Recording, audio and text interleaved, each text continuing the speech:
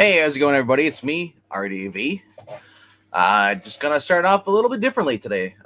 Usually I start off with the best books of the week, but I'm gonna start off differently. I'm gonna do some back issues that I got. Some are actually, and the ones I'm starting off actually are the ones I got from Ease Auction, which is usually every Saturday night at I believe 8 p.m. Eastern. That being said, let's start whipping them out. How's it going, everybody? I see Marani's in the chat. I see Eric Breen. And so far, that's it. Alrighty. Alright, get that over that. Alright, so the first book on is The Uncanny X-Men. This is the one that has Spider-Woman, and it has the Shadow of Death, Dazzler. So this is issue number 148. So at the auction, I figured, you know what? I mean, I've never seen Spider-Woman in an X-Men book, so it means I gotta start reading some more Uncanny X-Men. All right, next book after that is The Thing and Spider-Man. And y'all probably have figured out, I'm a pretty big Spider-Man fan. So, and I've been reading more of the Fantastic Four stuff. I'm becoming more of a fan of The Thing. So it's kind of cool to see them teaming up. So,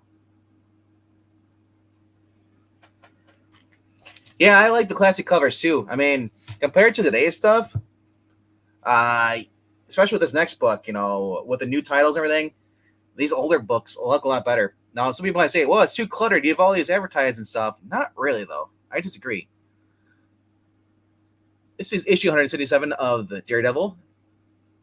And I got to say, this looks a lot better cover than what you're getting today. I do love Marco Cicchetto's art, but this looks more suspenseful. This is more likely to grab the book off the shelf. I shouldn't be having to be like, oh, look, you know, rely on who the writer is in order to pick it off the shelf. I should have a cover that's appealing to me. It's like, you know what? I don't even know who the writer is, but that looks kind of cool. So that's why I got this. So this is from 1980. This shows you how much better Marvel comics were back then. They knew how to draw covers that actually appealed to people. Now it's just like, oh, well, you know who the writer is, creative team. Now you should buy this. Usually that kind of, you know, it's the opposite. But 188, Black Widow. Simple, but to the point. All right. Another book is a book I've been collecting. Is from Capital Comics, also from Ease Auction. Whisper #1. Even this is an indie book, and this looks a lot better than what I'm getting today in Marvel and DC. That being said, Marvel and DC do have good artists. They do have Cicchetto on Daredevil. You have Dan Mora and some of the other guys. But overall, I just love the simplistic, but yet straight to the point. You know, it actually relates to what's going on in the book. All right. Next one is Vengeance of Bane #2 by Chuck Dixon, who will be here next week on the Kiki Puppet Show on Tuesday night at 8 p.m. Eastern. Or actually, sorry, 8 p.m. Central, 9 o'clock Eastern. So check out for that interview. It's going to be fun. I'm looking forward to it. And Tim Lim will be on for a little bit just to introduce us, which I appreciate, Tim. You're awesome. So this is a 64-page special from 1995.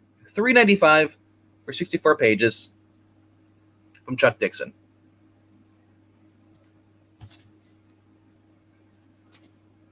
All right. I saw this. I couldn't pass this up because it's a giant size 50th anniversary, and it's Moon Knight with the Avengers. That is just cool. I love that. See how creative they were back then? The covers? So cool. All right. And then I got, I got one more. Actually, two more. This is Amazing Spider-Man 355. Punisher, Night Thrasher, Spider-Man, and Moon Knight. That is a cool crossover, and I'm excited to read this. But wait, there's one more that got from E's auction. I'm kind of really excited to read more than all of them. You're like, what could be more exciting than that? Well, DC versus Marvel. Batman versus the Hulk. Special collector's edition. So, that is just cool.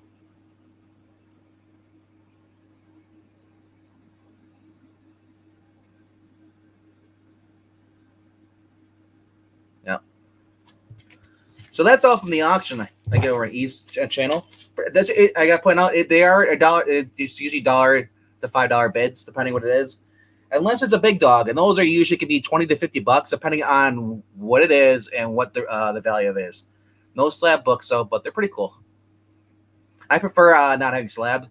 Slab is like you're just gonna look at it and never read it. Like if I buy something, I usually want to read it, but I guess there are ways you can read stuff if you really want to read it. Like you can go through Comixology or the Marvel DC app, but overall, all right. So then my next thing, those are the books I got from E. I get my book, Captain America, Volume 5. Actually, so I say it's not Volume 5. It's Black Ops with I believe it is what's the name of the title? It's Black Ops, Captain America, and I gotta open it up more. And it's what is it? Soul something? It's the Doug Ernst book. I'm not familiar. It's my first one from Doug, so I'm just trying to remember what it is offhand. Let's see here. That's why it's not working out. Open up more.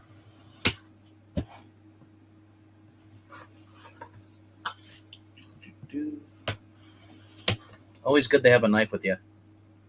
Soul Finder. Thank you, Marania. I don't know why I couldn't remember that. I knew before. You open it up, comes with a little postcard. Yep. And a little coupon on the back. So that's kind of cool. Comes nicely, neatly wrapped. The bubble wrap, the big giant bubbles. So if you're a fan of bubble wrap and you like popping bubbles, another incentive to get this.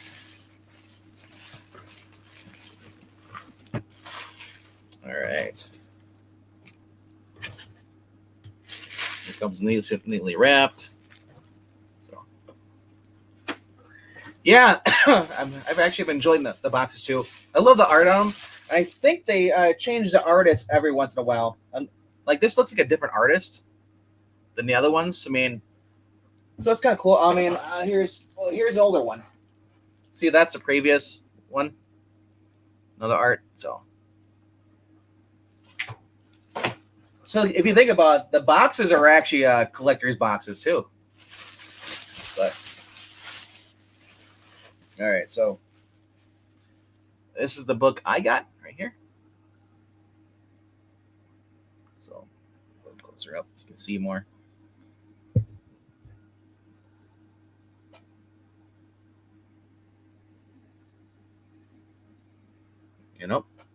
Here's the back.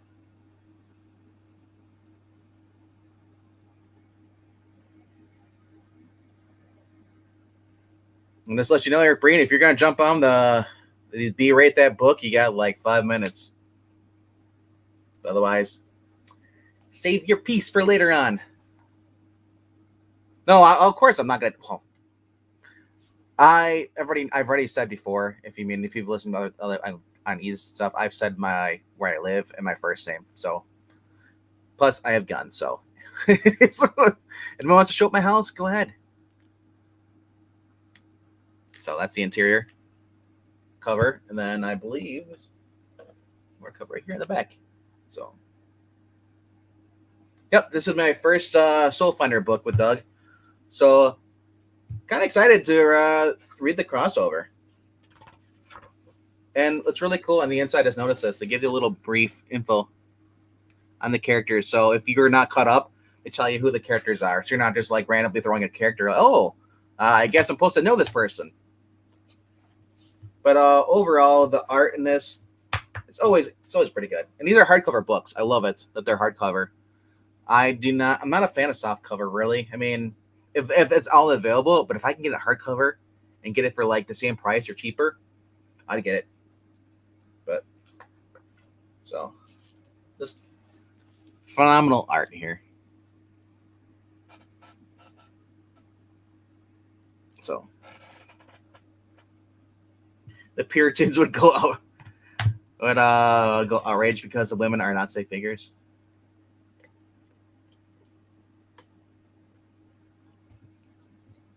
All right, so the other thing that came with this book is they've been doing this for a while. They've been giving out trading cards, but for some reason I got two. I guess everybody's supposed to get two, but for some reason mine are the same exact thing. I get the same card. Common Ramen. So if anybody's looking for an extra or doesn't have this one, I now have two of these. So be willing to part with it or maybe even trade for one I don't have. But that being said, that's kind of cool. The other thing is that we got a little patch here. I believe this belongs to basically Soul Finder logo. Not really exactly what the X and the P is for, but I'll find out when I read. So kind of cool. Yeah, it's not really that big. It's like a small patch, but I usually don't use patches. So, like that being said, I might part with this too if somebody wants a patch. You know. All right, so that's what I got for back issues and the Common America book. All right, so I'm gonna be getting into my actual my books of the week. Just gonna put this away. I did end up getting only 11 books this week. Man, there was some books out, but I just kind of held back. There's not really my cup of tea, but I mean, there are some other good books other than that. Just because I see this title, this show's called Books of the Week. Zach necessarily, when he comes on, doesn't have the exact same book. So just because I like these books doesn't mean that other books aren't as great. But, so that being said, I'm going to jump right into it. So, see, Breen hasn't popped in. So, well, maybe he will when he sees what my first book is. First book is it's not that great. It's a book I thought would be better, maybe because the art looks good, the synopsis looks great, and it has turned out to be rubbish. It's completely rubbish. And I believe it is by let me look at the name here first before I put it out here. By Alex Segura. And I just gotta say, this is a letdown. Nice art though. I believe this is no, this is Alex Ross, is it? No, this is the main cover. The main cover is by this is Michael Linzer. And overall, it takes place in at least I guess I'm assuming is the 40s, New York City, or 50s or somewhere around there. Maybe 40s. And I gotta say, it just turned into basically a hot garbage, a political garbage crap. I'd already bought it for those who are in the Sports One comic group over on Twitter with Engelty and everybody else. He already spoiled it for me a little bit. So when I went to go read it for myself, I kind of knew what was happening, but at the same point, I was kind of like, oh, it's good up to the point where you get to like halfway through the book, and then you realize, oh, the villain. It's pretty much I'm just gonna say it, it's not as offensive as the AOC book, but this is a left-leaning book where conservatives are the villains of the story, which is kind of like, I don't need that politics and all that crap in here. If you're gonna have a dirty politician, don't mention whether they're right or left. Just say they're dirty. They don't even have, like I said. So that too. The art is kind of wonky.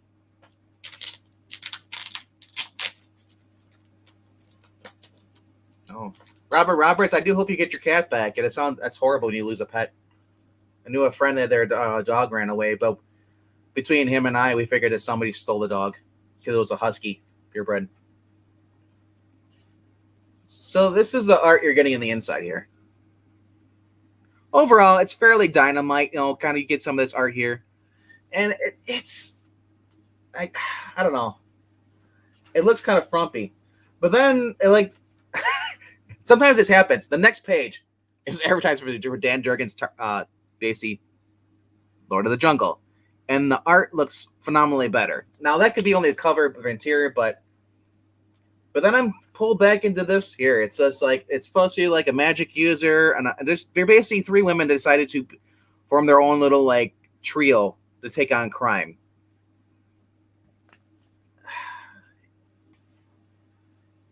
Like I said, it just comes out very. It's like go woman. In a sense, yeah.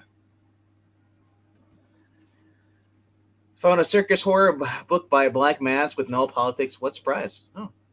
You could watch Batwoman with Black Mask and cheer for Black Mask because he's actually not a villain in that. It's like a Castellucci book. It's weird. Not saying you should watch Batwoman. I'm just saying the episodes we had the review, he was like the best part other than Alice. He was just like great. I wish they would have had him like in a movie that wasn't Birds of Prey. Like I thought he did a phenomenal job. Almost like a Gotham. Those who watch Gotham, the Black Mask from basically Batwoman could have fit right in there. Would have been perfectly fine. Yeah. So as I'm going through this book, it's like it's just not my cup of tea. Now, I guess if you think that conservatives and Republicans are the enemy, you might enjoy this book. This is my probably for you. But like I said, I'd read a couple pages, and the next page, like, oh, look, a better book by a better writer. So it's like I said, it's not really that great. I don't.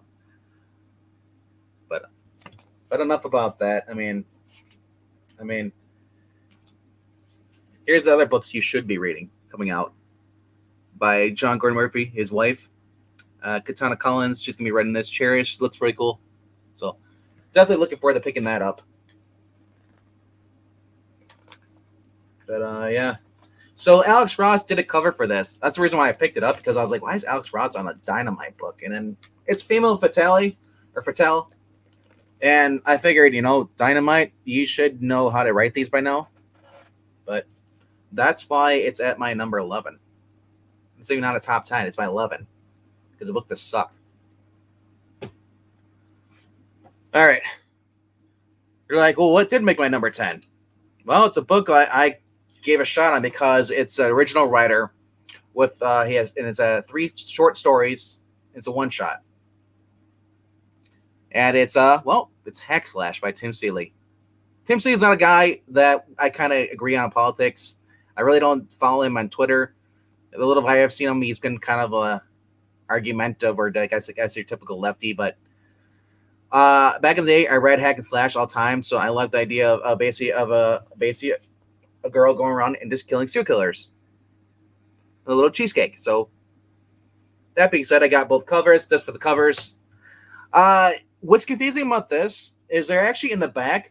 Somehow he managed to get Dynamite characters on the Image book, because everybody knows that Chaos Comics was basically, they were sold to Dynamite from Brian Pulido.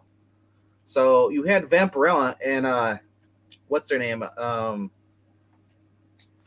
trying to remember what her name is. You had Vampirella and Purgatory at the very end in the final story. And it just felt really, really weird. I was just like, okay, kind of a cool. And they even mentioned, like, well, Vampirella was like, oh, we should make this a regular thing. And she's like, no, only for special occasions. We'll save it for another deluxe edition. Like I said, he must know somebody at Dynamite in order to basically allow them to, do this for his book.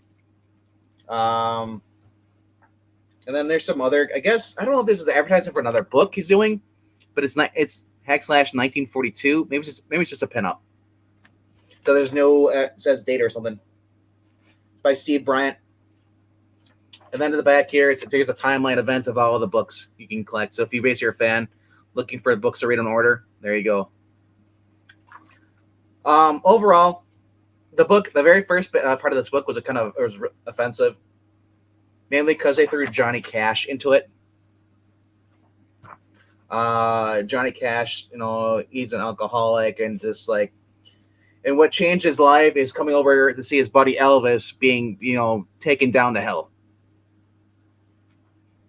So, and like, basically, he became the Man in Black because he basically decided to choose a side instead of being, undecisive. So I was just like, okay, wow, Tim Seeley, thanks for this. I didn't need this. I'd rather be out looking for Kaiser than reading this book. But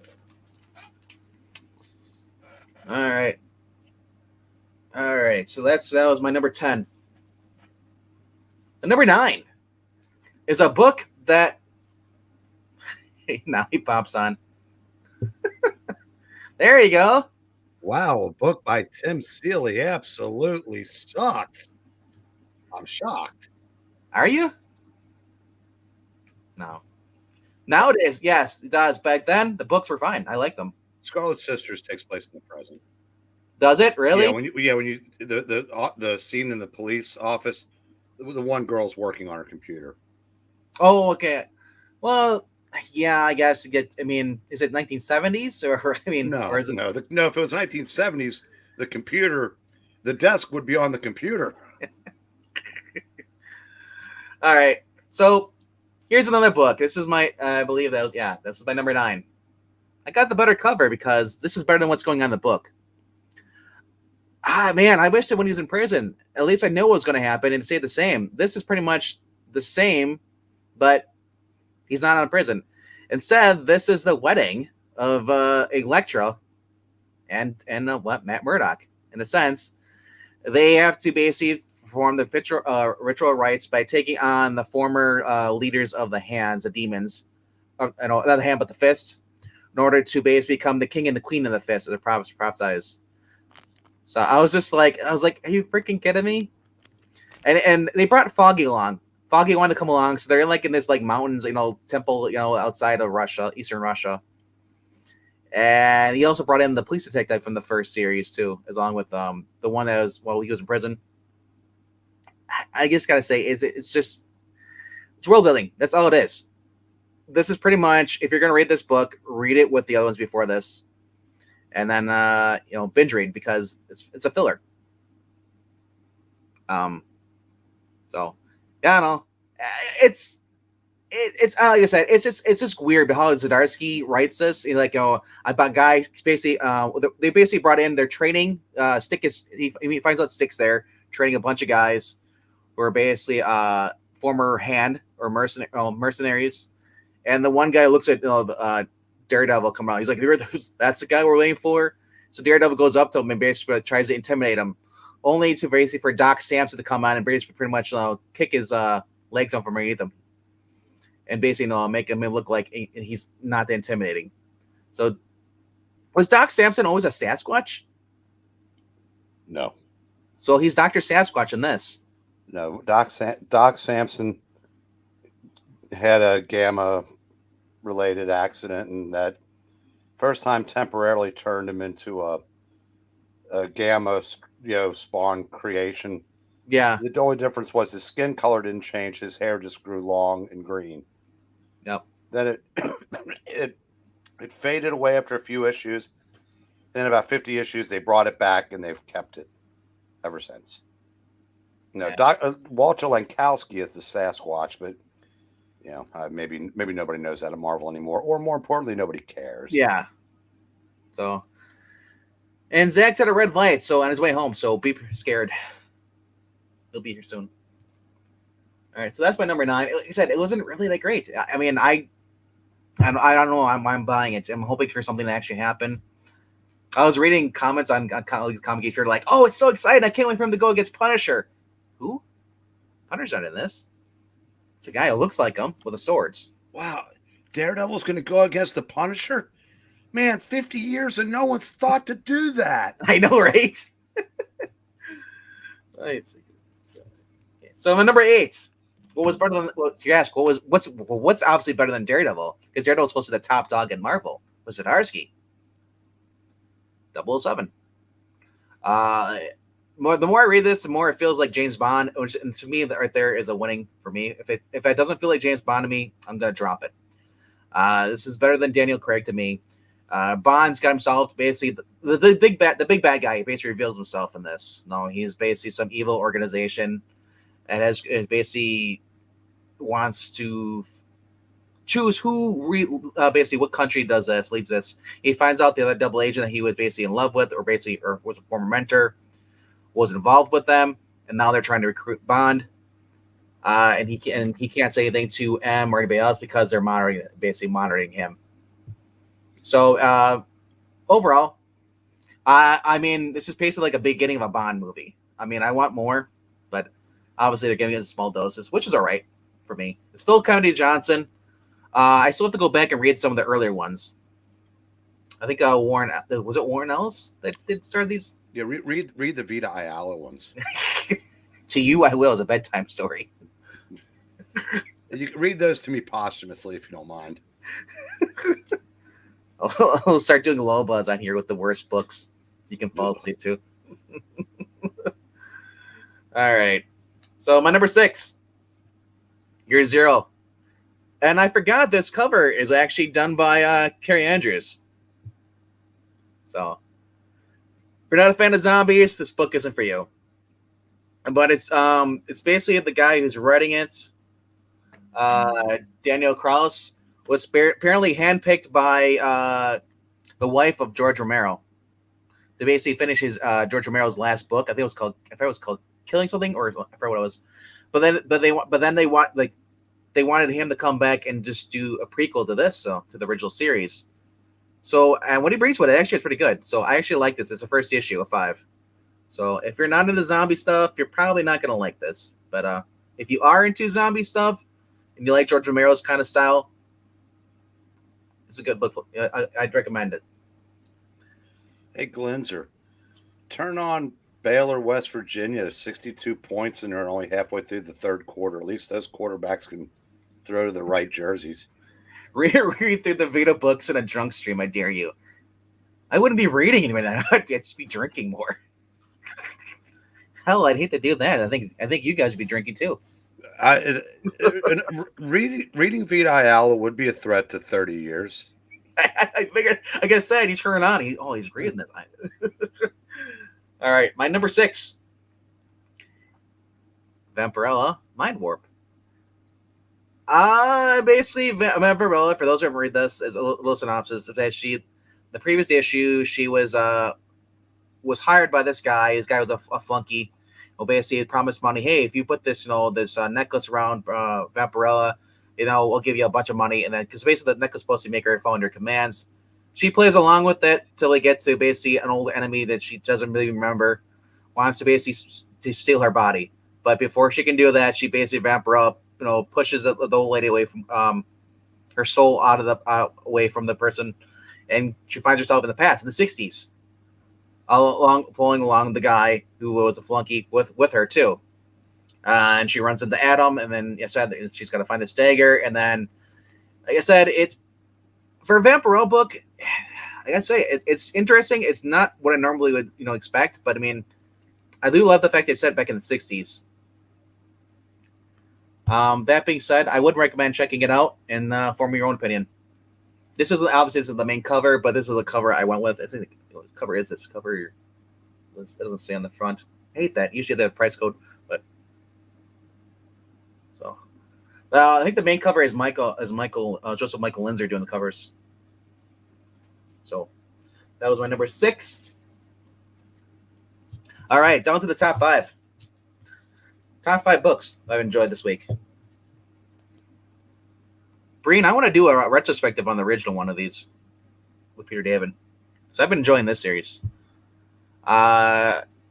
Basically, this has to do with death, which tied into basically, if those remember, we did a retrospective here on Incredible Hulk with the Bachelor Party, Rick Jones, and Marlo meeting death.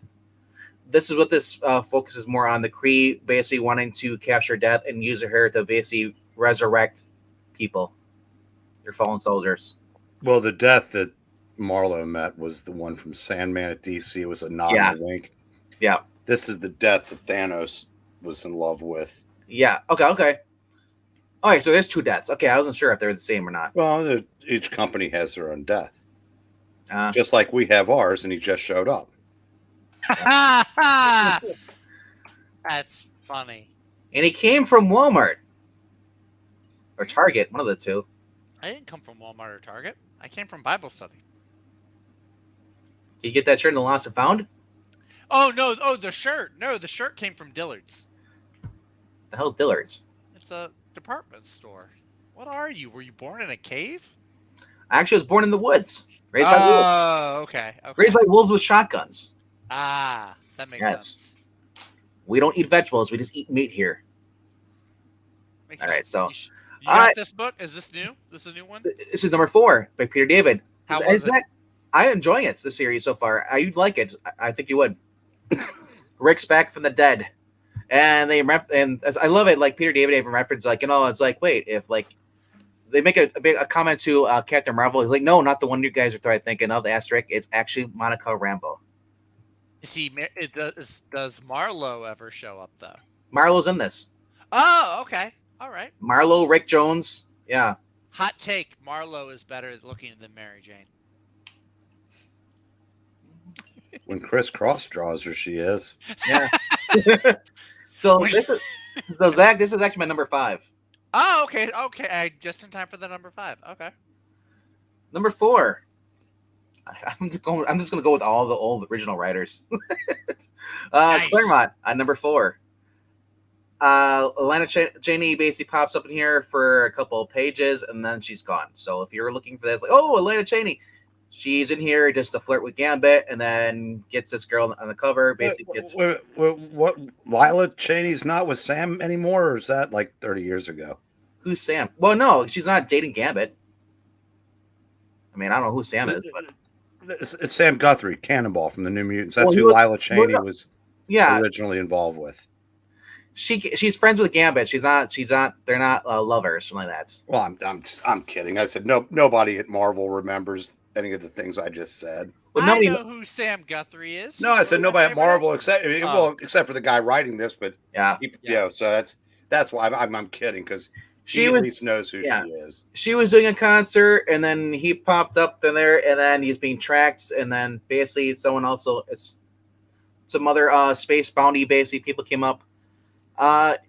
Very heavily Gambit. If you like I said, it's called Gambit, and I like the fact that they actually remembered that the book is Gambit, and like, why? Because it's Peter David. If it been anybody else, it would have been all about the girls. Was that Peter David or Chris Claremont? Oh, sorry. This is Chris Claremont. Claremont, I think, is that. Yeah. No, it's set in the past, right? Yeah. Also, see, Lila could have been cheating on Sam. Trollop. I mean, she gave, when Gambit showed up, she appeared on a teleport out and gave him a kiss, and then went over and told the girl that basically, she's like, it's like, hey, I was watching Fire. No offense, we're just old friends. But she says, I'm really happy to see Gambit happy and see you happy, and all you guys look like good people. Well, in the sequel, Teenie Howard's going to write it, and Lila Cheney and that girl are going to be a couple. Wah, wah, wah, wah. Are you kidding me? I've always thought that Dazzler and Lila Cheney are going to be a couple. Or that. But don't tease me with a good time. Don't tease me with a good time. You're not invited, Zach. All right. Number 3. Because this book, it would be a little higher. But there's 2 other books I like more than this. Batman vs. Robin number 2. I got The Best Cover There Is by Greg Capullo. All right, cover. No, it's the best. So basically this, if you're wondering how does this tie into what's going the story as far as continue from World's Finest, there you go. House of Secrets is in this issue as well. Alfred's still in here, or is it Alfred's? We don't know. Because up at this point, we assume everything is Alfred and everything is, and there's so many deceit stuff. So I just want to tell you, what you think you know and what you don't know is not exactly the same. What you think you know and what you actually know are not the same? Okay. Yeah. But no, the dialogue in this is great. I love the callback to basically Josh Williamson's Robin run with the Lazarus Island, the battle, all that stuff. So they are actually keeping with the they're not changing, they're not retconning anything as far as what happened so far. But yeah, overall, good story. Decently paced. I'm still gonna stick with the series. And yes, it is Mark Waid, so those who don't like it, you don't have to read it. But I said, If you don't like Mark Waid, don't buy this book. I know, but like I said, I enjoyed the book. I don't enjoy the guy. I enjoy the actual writing. I hope you don't enjoy the guy. That'd be weird. Hey, all right, don't judge. And Zach, I'll never judge you out loud. All right. Yeah, you all the time. Every stream. I've never done that. Have I, Breen? No. Have you ever stopped to ask yourself why? I mean, I know why. All right. Top 2. Erratic. Issue 2 of 4. Just overall, just fun humor. Carrie Andrews keeps the same tone as he did in the first volume. The ante is maxed up a little more. The humor, the action. Overall, basically, the new girl decides now she's going to go to school. She's like, "Oh, this is where they train young warriors." He's like, "Not exactly." She's staying with the new girl. Basically, is basically staying with. She came out of the void, and she was originally there to slay him in the first issue, but she's basically realized that he's a good person, and so she's living with him, pretending to be a foreign. They're saying that she's a foreign exchange student. His older brother walks on her in the shower, and just pretty much ever since then, he's pretty much had a crush on her now. So he's basically like, they're sitting there watching TV, and like he's like, "Do you want more popcorn and stuff?" And like he's like, "You know, I kind of like having it around. My brother's pretty much a slave now. Let's keep doing this." Let's see. But overall, I would say check this out if you love Erratic. You love what AWA is basically doing, world building, their own superhero stuff.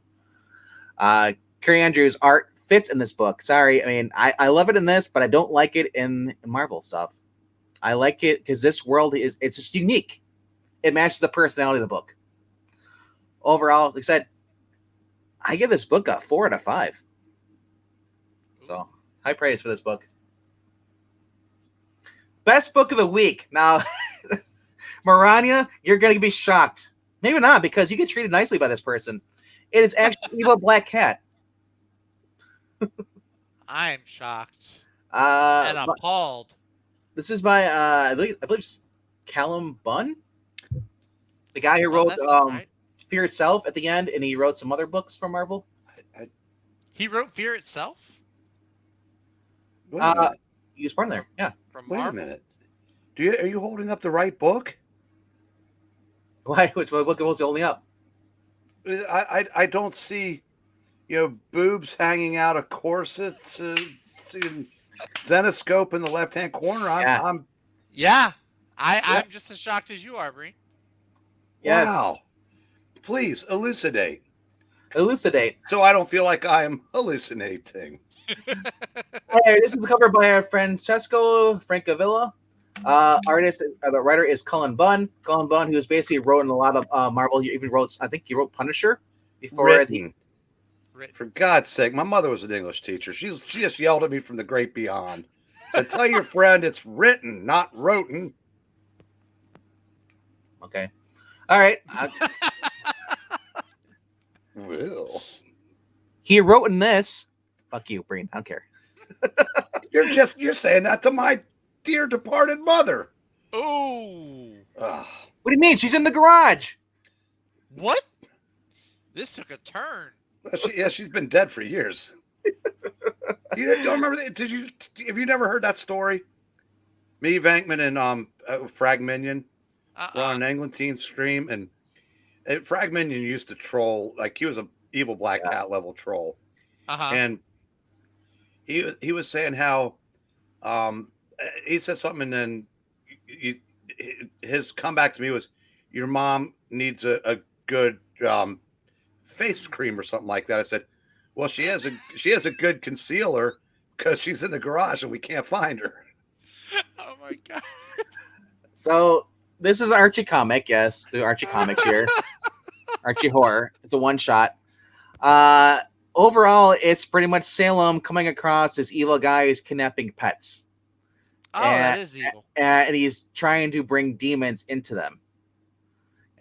So he basically said he gets caught himself, and he tries to do an uprising as far as the animals, because the demon says like, you guys is this demeaning for you, a lowly human, pretty much like it's bossing you around. You're demons. You're powerful, more powerful than.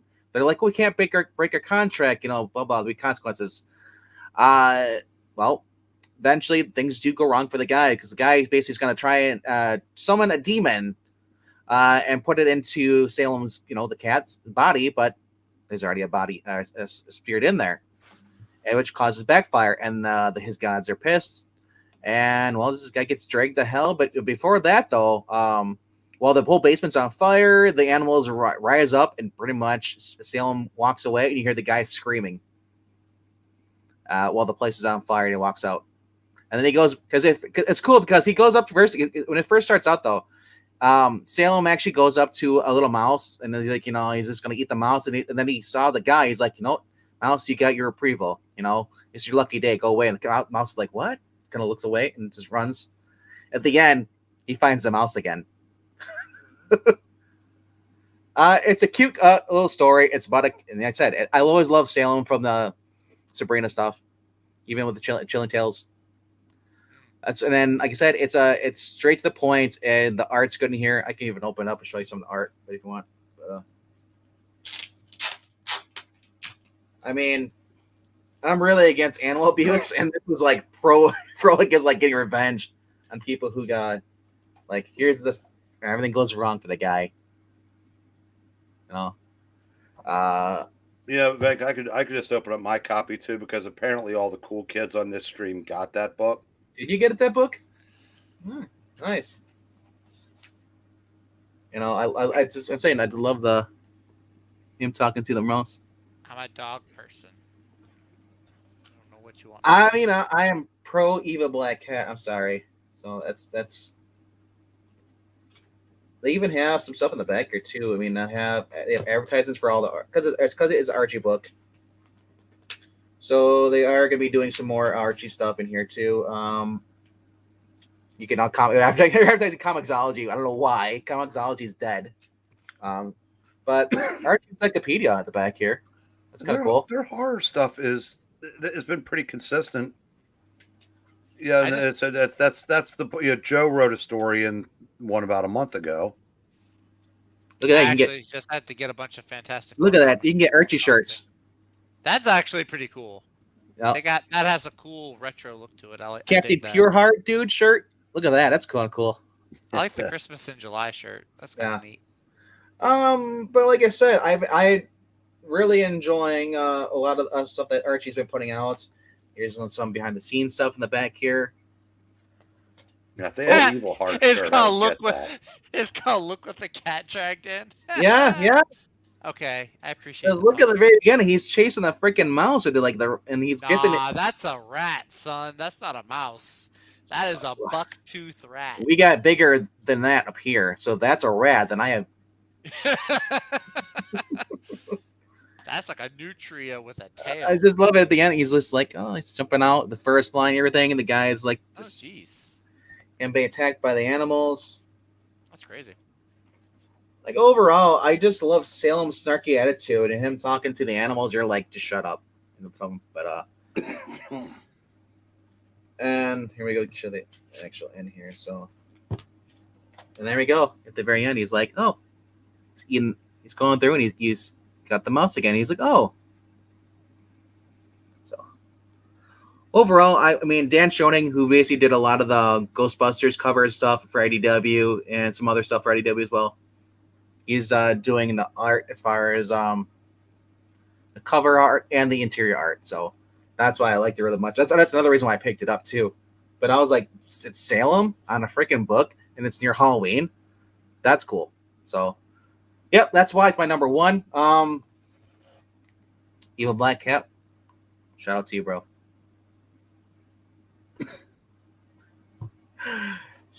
Screw dogs. Get out! I'm leaving. Bye. Oh, Can't be with these here's dog the haters. back cover too. Can't be with these dog haters on panel. God, dog it. Oh, I'm pro dog. Okay. I'm team dog all the way. All right. Yeah, and on a nice sandwich. Breen's Right. my new best friend, not Venkman. Venkman's being replaced. I never said I was your best friend. I thought You Skip. never have. Well, oh no, Skip is my twin. I'm sorry, Ash is my bestie. I'm sorry. Ash is the bestie. Oh, no wonder you're messed up. You're hanging with Ash. I know my bestie and my twin are both on California. Why don't you move there, bro? What does that say about me? No, I'm just kidding. All right. So, before we get to Zag, Breen, do you have any books you want to show off? I do. I do indeed. Let the Breen. Then speak. by all good means. All right, we're gonna go By all from means. worst to best. It Two won't issues. take long. There's only 3. Venkman already talked about this, but this book absolutely sucked. I was really This sad book to is hear where that. suck goes after it's spent all day sucking things. Under the bridge. It was. I sent this in a text to Venkman. This is peak 2022. Of course, her male boss turns out to be the villain. Yes. Of course, the two people running for mayor, one's a white conservative male who he wants more money for more police, and that's bad because the leftist says, I don't believe that throwing money at a problem is a solution. Are you kidding me? That's their only solution. But I'm not gonna go on a political tangent. I hope it's probably their final solution if they have their way. And of course, the saintly leftist mayor candidate woman saves the day, and there's a new Scarlet Sister. So I guess now there's 4. The only thing this book didn't have in the first issue that would have made it ultimate current year was none of them were lesbians yet. But I promise you, they don't all come out issue 2 straight if there's an issue 2. I'm just saying, if there's issue 2, there's a race swap for that ginger at the end. Yeah. This, Yeah. Dynamite's been hitting more than missing lately. This was crap. Wow. Well, maybe that's why it's a one shot. Maybe the people behind it knew it was gonna be bad, and so they're like, one shot. Like I said, beautiful Linzer art on the cover, and there's an Alex Ross a beautiful art on the cover, and that's all you gotta go. Don't go any further. And you were right. The art in the interiors was terrible. Oh, was it? You said it was wonky. I said I'll go as far as terrible. I was just, and what I said too, Brain. I said every time I'd flip through, I'd see an advertisement for a better book. Vampirilla, Red Sonja, Jungle Book, with the Tarzan. So this gets the bronze by default, only because there's no. Unlike you, I only got 3 books, so my silver is Chilling Adventures of Salem. It's a cover I wanted, but they didn't have it. Now I'm not gonna lie, I haven't read it yet. Oh, but I only have 3 books. But I've been really backed up at work and looking at 60. Oh, shut up! Looking at 60 boxes of magazines starting tomorrow. So, anywho, I'll take the way you described it. I know this is going to be a fun read. Yep. I said the Archie stuff, since they're not really doing any of the Riverdale or the cast of characters. They're kind of focusing on horror anthologies. Like I said, the one that they did with Jinx, I liked a lot. Hell, even the Mag story was decent in that. So I said, I'm looking forward to reading this. But the best book of the week, without question, is of course, the latest Reckless novel, Follow Me Down. Have I read it yet? No. Do I need to read it yet? No. because it's better than anything you bought, Zach. It's better than anything you bought, Van. You don't know Well, that. anybody, Maybe it is. if you didn't buy this, Maybe it's it is. better than anything you bought. Excuse me? No. Maybe it is. Oh. There you go. How is that not on your list? Because I haven't read it yet. It's still sealed. That's Hey, Bangman, you talk about things you have no idea every night. Why stop now? Ah. I was saving it for the end, okay? I was going to do a little gag, you know. I thought our end of the stream gag was, what is Zach wearing? Anyway. That's a joke. Never mind. That's a question I ask every day when I see you. What are you wearing? No, What's wrong with this shirt? It's a we nice see what shirt. he's wearing and then gag. Thank you. All right, so that's the Garrow. I get no respect around here. No So real respect. quickly before we get to Zach, I have one more issue that I want to show. Oh, wrong one. Breen? Yes. The Breen issue? Yes, Oh, the okay. Breen issue. Well, it is vintage. It is from his age. Just kidding. Kurt Busiek, Ooh, Vampirella, full color number ooh. 1. So That's a nice cover. That might be Dave Stevens. I dig that. it says, well, yeah, it's for coupon for Dave Stevens art. I mean, that might be him. That might be his cover, and I mean, I'm sure it's signed if it is. Yeah, It looks a little like Stuart Eminem, a little bit. It's a Oh, eight- it's Adam. That's Adam right there. Hughes, Adam okay. Hughes. Wow. Okay.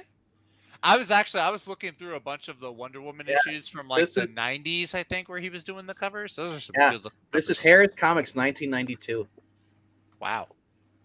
number 1. $2.95. But Dang. the coupon's still in there, but the poster you had to send away for the Well, coupon. Zach, I Wow. keep one handy in case you need a quick fix. That's the one I was looking at. Because I saw that. Were you showing that? You were showing that off on 4-Color Fossils, I Oh, think. you were there for a minute. I watched the replay this morning before, Oh, cool. while I was getting ready for work. Did you have time to, or were you able to focus in on Alan's wall? No, I didn't. I didn't stop to focus. I started to on. Was Alan Comic Geek Collector? Comic Collector Geek. Okay, yeah, I did actually. Oh my God! He had it's- some good stuff. He had a it's- Spider-Man. He had like an Amazing Fantasy. It looked like it was might have been a Hulk reprint. number 1, Glare, Amazing Fantasy 15, Yep. Spider-Man 1. Yeah. It's like, I don't know what's behind the glare, but I know it's better than it. Is it I got on the 4-Color Fossils, for those who don't watch it, there's something on there now called getting breened, and that's when someone shows the book that someone else has already shown, because I kept doing that to everybody. I got to do that to him with the only really valuable book I have, and that was that shock suspense story with the decapitation cover. Yeah, I did see that. Yeah. That is just another book in his collection, and I'm not being hyperbolic. That collection, I bet, is worth that might be a 7-figure collection. Gotta be. I think so. And we talked backstage afterwards. He is the nicest guy in the world. He seemed like a really nice guy. Yeah. And I'll tell you, I was looking at those Jungle Girl comics and like all the Good Girl comics. I was like, dang. Yeah. That's the first time I think I've ever seen anybody, or that might be the second time I've ever seen Reform School Girl. Actually, the comic. And whenever we bring a new guest on, we're always kind of wondering, or is Gratu gonna piss him off when he does what he inevitably does and gets political? But Alan's he might be to the right of me. Oh, wow. But it was like I said, that was his stuff was amazing. It was a really cool stream to watch. I'm sad I didn't get to see it live, but yeah, I caught it this morning getting ready for work. I was like, No, I said, anybody that has any interest in older comics, if you can't catch it live, because I know the puppets are usually doing stuff on Wednesdays, the replay's worth checking out, because there's not a lot of banter. It's mostly just showing off books, and you see some amazing stuff every week. yep. All right. Now that I'm the big face on the screen, hopefully I haven't scared too many people off. But I'm going to show off. I didn't get a whole lot of books. I got 5 floppies, but I did get some trades also today. One of which kind of surprised even me. But so I'll start my number 5 book. This is going to shock Venkman. He's going to be shocked that this is my number 5. This is bottom of the barrel. And that is Jurassic League, number 6, the final issue of the miniseries. This is the final issue, sadly. Yeah, kind of ends in a kind of a flat note. The final battle against the Darkseid Saurus isn't super. It's not really. I don't know. There just didn't seem to be anything cool or fresh to it. It's basically 5 other Justice League dinos or diversion, and then Superman punches them into space and then punches them back down to the Earth. Story over. Or is it? They do the whole, or is it over? Question mark. I don't think they're gonna do a sequel miniseries. It was really good. I was enjoying it up to this, but yeah, sadly, the ending just kind of fell flat, and they never really go into the Flash and Green Lantern and Aquaman characters. It mainly sticks with Superman, Batman, the Wonder Woman. So, say it to my face, Venkman. Don't just put it in the chat. Say it to my face. That's Puppetine. He's been here all night, haven't you? Then I'm Puppetine because I just typed something the same thing. So basically, you typed it yourself then. Yeah. I guess so. I've split personality. Real quick, I'd say Undead Quinn. I guess you're saying that Cena Grace has a story in the next Archie horror anthology. The only thing I can say is the Mag story didn't ruin the book, so maybe they employ editors that might be able to keep him under control, because I'm told he's written a decent story or two in his life. I've just never read them. So fingers crossed, because I'd hate to have, it would suck to have something just get in there and ruin one of those. Yeah. I think there's a lot of like with, I don't know, it seems like that crowd, they all seem to have this obsession with Halloween. Like Halloween they always say, oh, it's my favorite holiday. Maybe they just respect the holiday so much that they want to do a good story. I don't know. Anyway, my number 4 book this week was Out Avengers by the Land Bros, Landy and Land. The art, actually, Greg Land's art seemed a little bit not as photorealistic as it usually is. Maybe that's because the 2 main characters were just Iron Man and Doctor Doom, so there wasn't a whole lot of human faces. Wasn't a bad story. Actually, it's really interesting. So the whole premise behind this book is that it picks up like right in the middle of the story, in the middle of the action, and then it goes on. Like you don't have any type of previously on, no page or anything like that. So you're saying that neither Doom nor Iron Man had a woman's O face in their armor? No O faces. Okay, well, that must have been a challenge for Greg. But it's actually interesting. They're taking the whole concept of All Out Avengers, which is, there's no origin no starting point to the story, and it's actually become a plot to this book. Because Iron Man, as he's recalling events, he's like, wait a second, I know that this whole adventure started somehow, but I can't remember what it was and what happened. So it looks like they're trying to turn that into a plot device. So that'll be interesting. I just want to point out every X-Men book should have start out saying previously on X-Men. That'd be nice. It'd be nice if they did that for the Avengers. To the guy who passed away, the voice actor.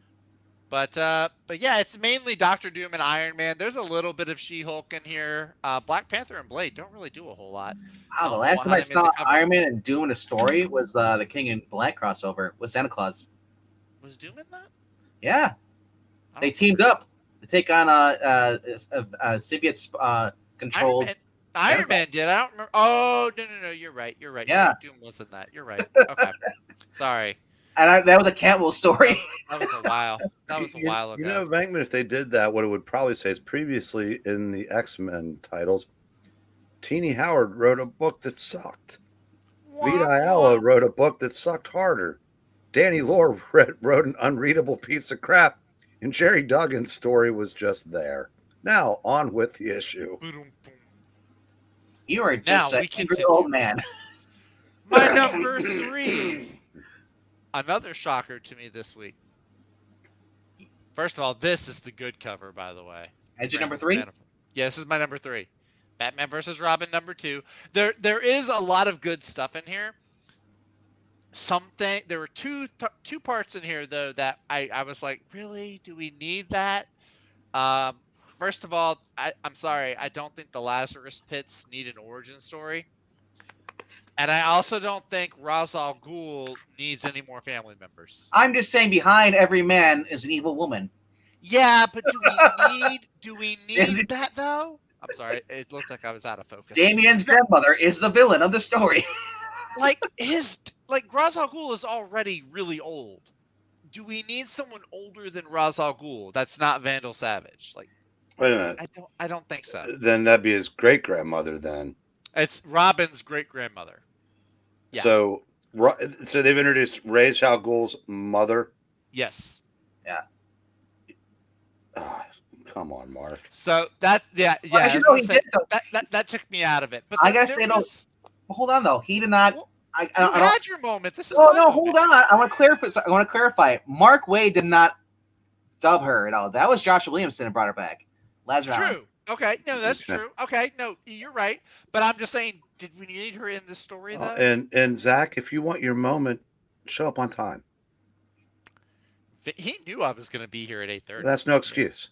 Okay. And he No. didn't jump to 8. Prior commitments are no excuse. No, there was still a lot of good in this issue though. I am still really enjoying it. Cain and Abel? I loved Cain and Abel, the whole House of Secrets bit. The part that I really loved was the Felix Faust appearance. Yes. So, because it's a callback to Justice League of America number 10, the old one, not any of the I reboots. just call back The one to where what- the one where he has the Justice League coming Yeah. out of his fingers, but then all of a sudden they're coming up all over his body and they're like attacking him. Was Yeah. really All cool. kidding aside, having his mother be a character, I'm less bothered by that than I would be if they brought in his wife. Oh yeah. Because Yeah, that would be- because I mean she was never mentioned. So I mean it's not that much of a stretch that he would never bring up the mother. Hell, who did he even know that she was still alive? Who Ra's al Ghul's? Yeah. Ra's al Ghul is not in this. Oh, No. Ra's al Ghul's not in here. It's just Ra's al Ghul's mom. It's Now, Lazarus Island. Joshua Williamson had a thing. His old run was basically he had all those children come into the fight on this island. It's called Immortal Island. Lazarus Island. Well, Immortal Island, according to Yeah, Bruce same- at the end. Same Yeah, difference. because they redubbed it, whatever. Anyway, so the reason that she is the big bad guy in the whole Nizia is because Robin and his group of his friends decided to kill the giant Lazarus demon monster. I give you too much control. I might have to do that. You created a monster, sir. so now there's Talia, Nissa, and Granny. Yes, Mother Okay. Soul they call her. Mother Soul. Yeah. But So- okay, go Oh, ahead. good, Maranya. I was almost stole it. afraid to ask. Somebody must have walked it there. Was it you? The post office is really slow. hey, Fagman. Guess where my pixel finger is right now. That's gross. Wash your hands. Oh. Yeah. But then guess where it'll be. Oh. Ew, poor Zach. This is a family show, sir. Well, if you're going to read more into it than is actually there, that's on you, sir. Overall, There was actually there was even an Aryan call out in this. yes, Which I thought was pretty the interesting. very beginning with Wait a second. You like the Aryan call? Come on, Zach. You gotta stop making it so easy. I was like, oh look, he took this character. Nobody buys these books anywhere, even when they're 50 cents, but they called them out. yeah, I like the continuity. I the don't know. the grave of Aryan, the first Atlantean warrior. Apparently, Yeah. he's been resurrected twice now. They say Yeah. he mentioned that. So he had But- his own tomb there. They want to steal a gem. Yeah, it was still a really good issue. Like I said, just the whole origin of the Lazarus Pits and then Ra's al Ghul's mom And- took me out of it. The ending was With Felix Faust, though, it basically tied it into World's Finest number 5. What do you mean tied? No, the Felix Faust bit was No, tied to no, Justice League of because America number 10. he's talking about because they fought against Felix Faust in World's Finest number 5. Did they? No, you're talking It was about the part- Devil Nazar. Yeah, he was in there. Felix Faust was part of that. Okay. Well, when they So, were showing they're him, doing multiple. okay, Yes. whatever. They referenced both World's Finest and they referenced Justice League of America #10. Yes. But then the final page, I should have seen it coming, but I didn't, and so Well, when I did, we don't know it yet. was a surprise. I mean, I don't think it means that the whole thing is a I don't want to say it because it's actually a big spoiler. If it is real deal, it's a real middle finger to the fans. I don't think it's a real deal. I think it's just like what we saw with World's Finest, where he controls people. Or, because we said we don't think know it if it actually is this person or if they're possessed. That's what I'm saying. happened? Tell me. Alfred Alfred is either possessed by the Devil Nazah or he's actually the Devil Nazah in disguise. I think he's just possessed because we've seen him do that time and time again. With Yes, Arian the Atlantis sorcerer. Yeah. Yep. Yeah. All right, but that's World's Finest #3. I apologize for the spoiler. Breen, Oh, Batman and Robin #3, right? Batman versus Robin #3. Batman versus or number 2. Excuse me. Number 2. So you got the title and the number wrong. I did. I just got the number and the title. I got them both wrong too. Never mind. No, I got the number wrong. Number 2. All of you prepare to be shocked. Daredevil #4. I got the J. Scott Campbell cover with Power Man. That's a really sweet cover. Cultural appropriation there, Zach. Very much. I didn't draw it. J. Scott Campbell did. You bought a black man on the cover. Look, J. Scott Campbell, normally I get the female covers. This is the first male cover of his that I've gotten. That's Daredevil? No, this is a variant cover for Daredevil, yes. They gave him a variant. They gave I know. Because the actual incentive cover actually shows 60th anniversary of Luke Cage. You know, it's 50th. But can I just say, of all the dumb things that the industry does, and there are too many to count now, that's up there near the top. When they put, I concur.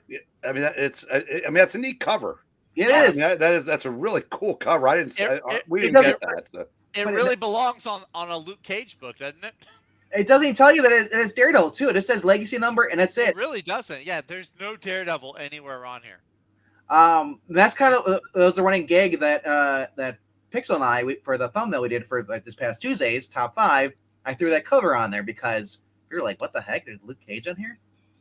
So you have to, if you look on the back, it says Daredevil on the back. But if you have a board, like a backing board, you're not going to see that. But also, anyway, there's only one problem I've seen with that book, though, and as people were speculating, there might be a new Daredevil later down the road because you saw who he brought with him to the island. Or that I don't think so. I think you're looking for something to be controversial. The rumors are the cop that was. There was already a big controversial thing at the end. Yes, and I know, but there's rumors are saying that the cop that he brought along, the black cop that was there, is going to be the next Daredevil. You can't have. They've already got 2 Daredevils. If they leave, not if he leaves, not if they quit, they're no longer Daredevil. They're not going to quit. They just rebooted the series. Daredevil, like Thor, like Spider-Man, like all of them, is merely a mantle. To be swapped at the whims of today's creators. Going to get back to the story. So anyway, Daredevil has finally left. I'm the captain now. Daredevil has finally left New York. He took Foggy, which still seems weird to me. And then he also took, what's the police guy's name? Cole? Yeah. For some reason, he's taken Detective Cole, and he's taken the 2 of them. They're leaving New York, and they're going to their new hideout that's south of Russia. I do like the narration is from Daredevil's point of view and from Cole's point of view. The changes. That was cool because, it was like a similar situation almost, the way they were narrating it. But no, it's cool. So they show up. Daredevil is upset to see Stick there. And Stick's like, sorry, son, deal with it. No, wait, there's more. I know, I saw it. Ack! Oh, no, you know what made me go ack? Zach. What did they do with Doc Samson? He's a Sasquatch. He looks like Man-Beast. At least he's not a man thing. That's true. I was like, okay, that's a really weird choice, Zdarsky, to have Doc Samson be part of the Fist. But look at this. That looks like Beast Boy got stuck as a gorilla. And I That's hate not that- No, Samson. that looks like Walter Lankowski Yeah, with Sasquatch. his face in his Sasquatch body. Yeah. That is awful. Really weird And- choice for Doc and Samson. not only is it awful, the fact they pointed out he just undercut everything that Daredevil was supposed to be intimidating to that guy. He's gonna strike fear of this guy, and also he basically sort out the bad guys. And then Daredevil's like, "No, I can smell your fear beat when I walked over here and stuff. I can hear your heartbeat pounding faster." And here's like, Yeah. "Hey Doc, how's it going?" I was just like, "What's going?" Well, that's not. I didn't get that, but on? so that part was weird. But no. After that though, there was this really cool. So like, Stick is telling them how the fist has their prophecies, just like the hand has their own. That's how they'll win. And That's the right it book. goes into so Daredevil and Elektra, they climb up this mountain and they have to fight this horde of zombie ninjas, which is actually pretty cool. And then at the end, yeah, I actually dug the ending. I don't know if you did, Vic, but I actually liked it.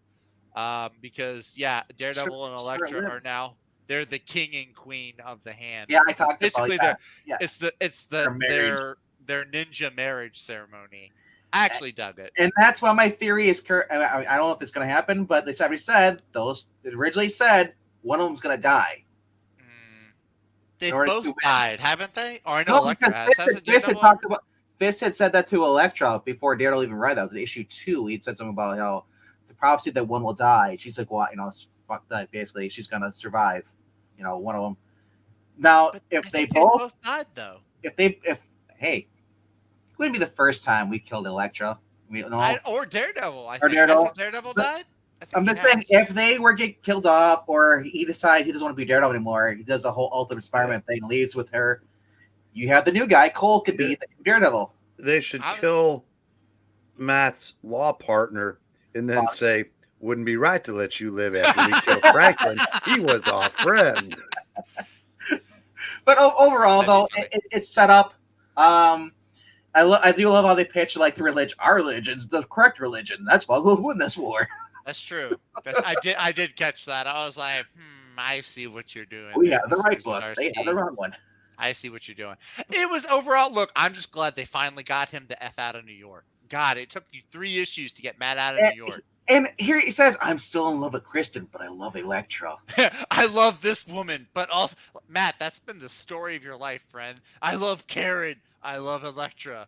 I love this other woman. Like, dude, Black Widow. I did love Foggy. Foggy was just chilling. He's just sipping his Mai Tai, and all of a sudden he comes.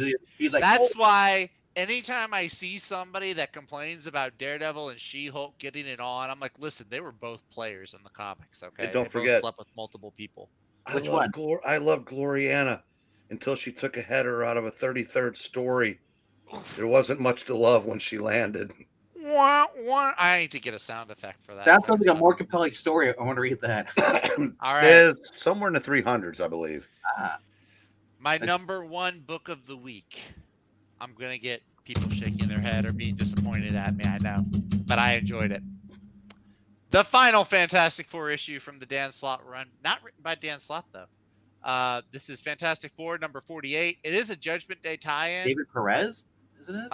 No, David Papose. Papose. With Juan Cabal. If my camera would focus, that'd be lovely. Juan Cabal art, which is probably... It's a Marvel book. They don't like them. The Judgment Day book. Where's Damien and Finn? Damien and Finn? Who are Damien and Finn?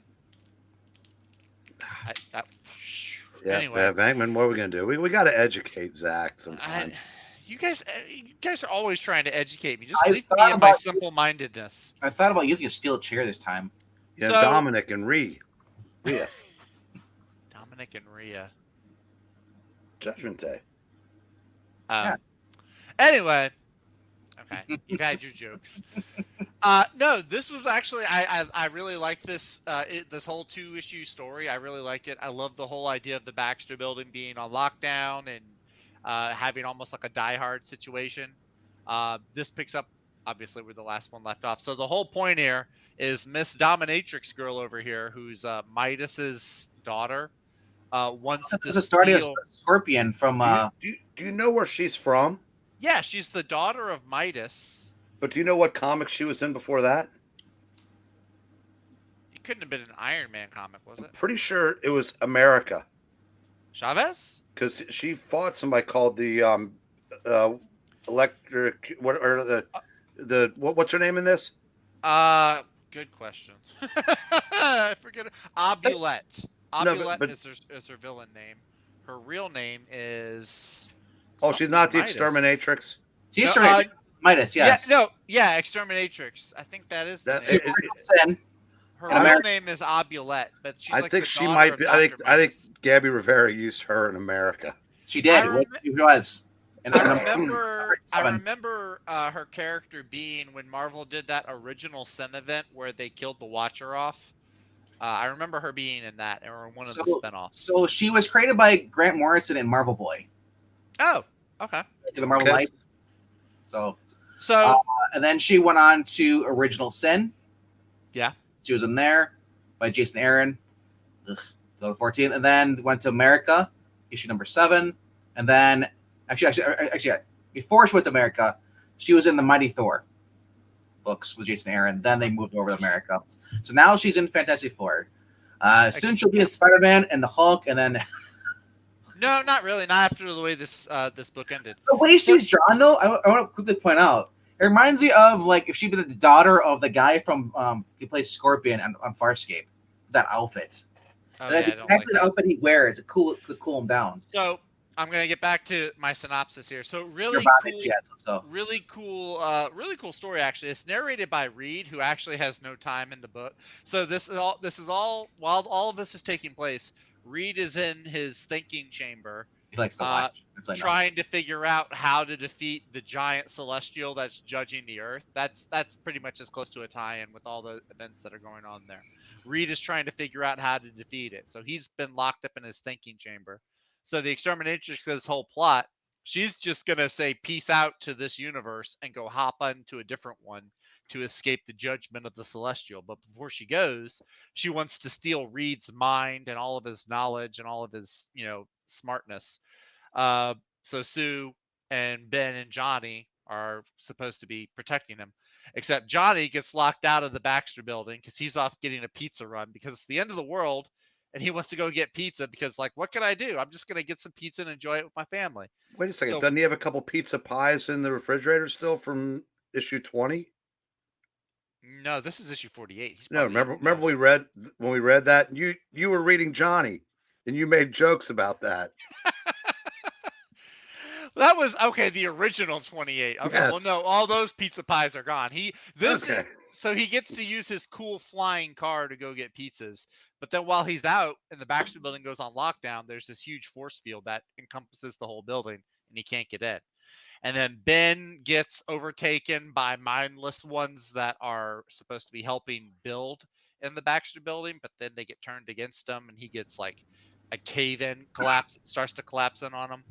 And so Sue is the one who's fighting some of these terrorists, and then she's fighting Exterminatrix. But then Johnny, actually, I'm actually impressed with the way this guy writes Johnny. He actually has a moment of brilliance where Johnny's like, wait a second, I know how to get through this force field. And so he's able to get back into shape, get back into battle. Ben, obviously, strong Ben, does whatever he needs to do to overcome this cave. Does he complain the whole entire time? No, actually not. He does. He's got some really cool dialogue actually. Like there's this scene where like you think he's gonna die or like it's gonna be the end of the thing, and there's this really cool couple of panels where he's like, "Hey, God, it's me down here. I know I give you a hard time for making me look like this all the time, but I could use a hand." It's written really well. I actually almost wish that David Pepose was actually writing with the new #1 relaunch that's coming. I think he did. I missed it when Ben Grimm would just complain about everything while he's fighting. One reason why he did with the mindless ones in the previous issue. One reason why you're not going to get that is because that would probably be a good thing. Probably. And Marvel, based on anything that happened at New York City Comic Con, just is diametrically opposed to giving fans what they want in any regard. Mm. But it's time for a cheap plug. Okay. We're filming it next. We were supposed to do it this week, but Wes had to cancel on us. But we're doing a retrospective of Fantastic Four 213. Oh, okay. And Johnny figures out a way to defeat Terax the Tamer. Oh. So he's Very when cool. he's written right, Yeah. that's the problem because so many writers fall in love with him being this vapid, one-dimensional idiot. Yeah. But there's way more to Johnny than that. It's just that very few writers get that. Yeah. The one we're doing was written by Marv Wolfman, so it's no surprise Oh, he got it. very cool. But it's also, you want to check this out, and you should go back and read the book because Galactus gets in a fist fight. It's the only time in 57 years of Galactus he gets into a fist fight with the Sphinx. Oh wow! And that's the only time I've ever seen Galactus throw a punch. Neat. And it's any open hand slaps him one too. Oh, So nice. It's really cool. Yeah. I'll have to check that out. 213, you said? Uh-huh. Okay, right on. And John Definitely. Byrne does the art. Oh well, there With you go. Joe Sinnott as the anchor, so it's I mean, you doesn't had look me like- at Wolfman.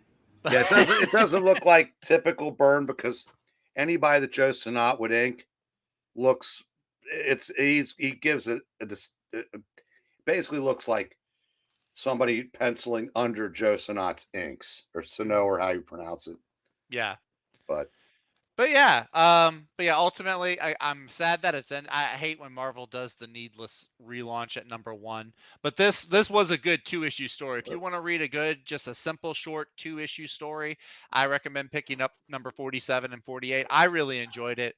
I think that he really got each of the 4 characters down. I apologize for some- interrupting again, Oh. but they're giving Ryan North a #1. Yeah, Ryan North gets the good #1. Lord. I'm cautiously optimistic. No. That's my mood most of the time.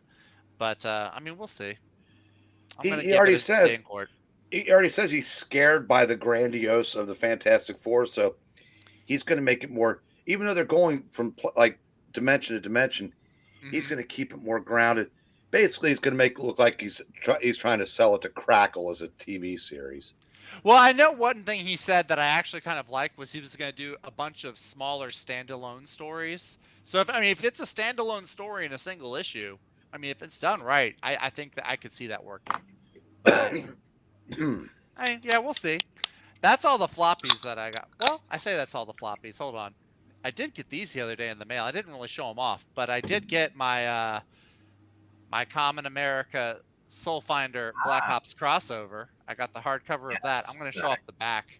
Yep, I did my unboxing earlier. The Jeff Spokes cover. Grief, how have I not been on this train already? Jeff Spokes. Dude, I'm on the Jeff Spokes train, like full throttle right now. Jeff But Spokes. I also got, in addition to those, because I didn't have these already, but I did get the Doug Ernst books. Okay. Soul Finder What #1. trading card did you get? And #2. So. I got the. Ooh, let me I got pull it 2 up. of them. You got 2? I only got 1. I mean, I got a patch, but I got a patch plus 2 trading cards. I got All the right. father. I have Ramen America, or Kama Ramen. I think I have Ramen. I have Ramen. 2 I don't Kama have Ramen Comet. cards. I got.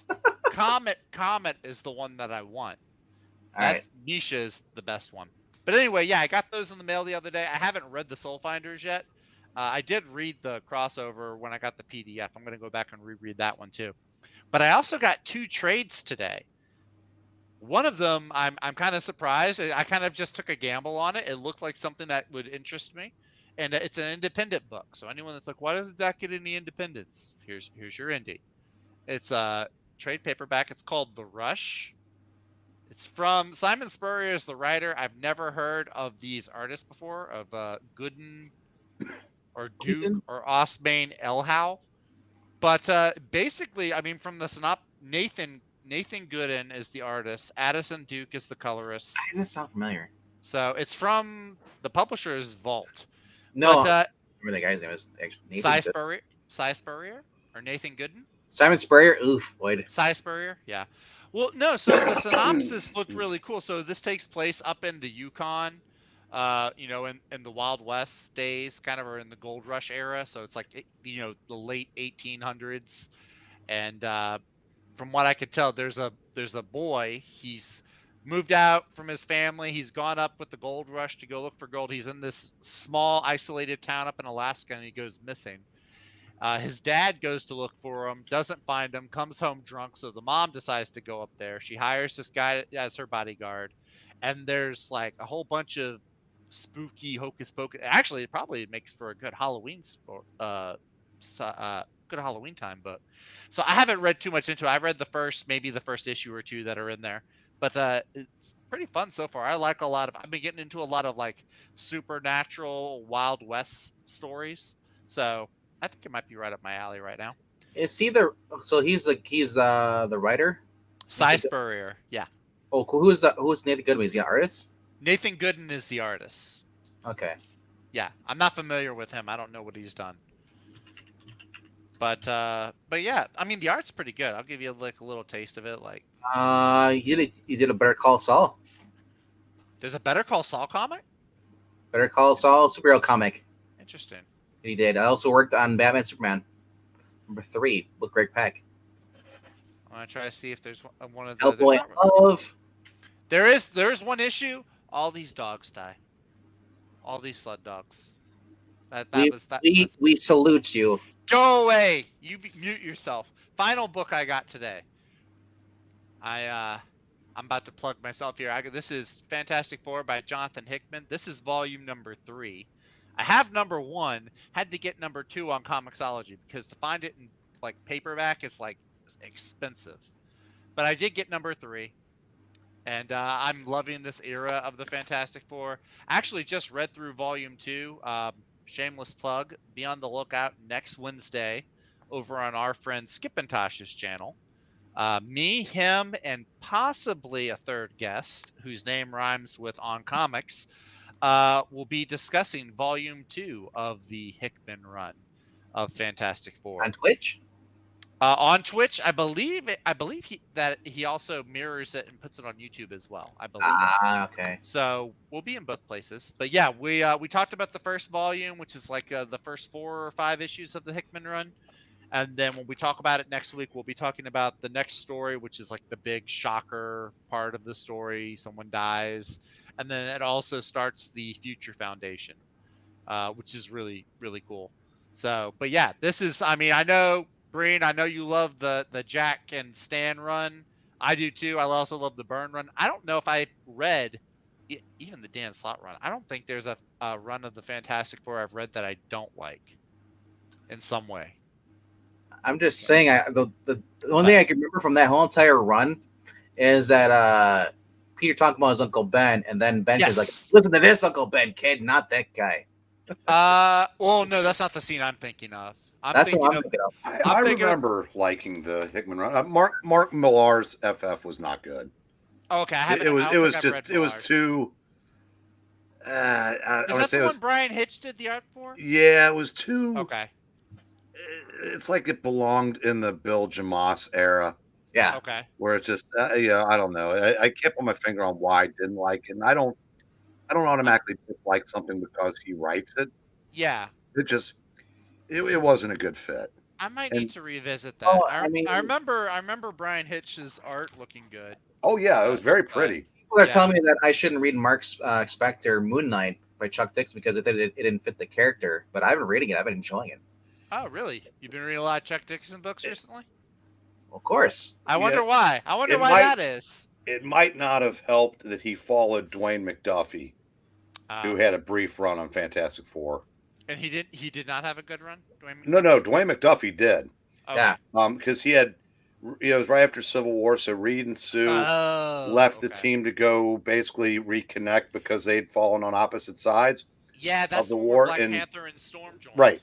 Yes. Yeah, I remember that. And by the way, real quick, Maranya, Joe Sano was universally accepted as the best inker of the first decade of Marvel, and he was by far Jack Kirby's best inker. So, it's just that he had a style that anybody you always knew when he was inking, but it wasn't. And I didn't mean that to sound in a bad way, but yeah, it just he had a certain look that really worked with Kirby and guys like Rich Buckler.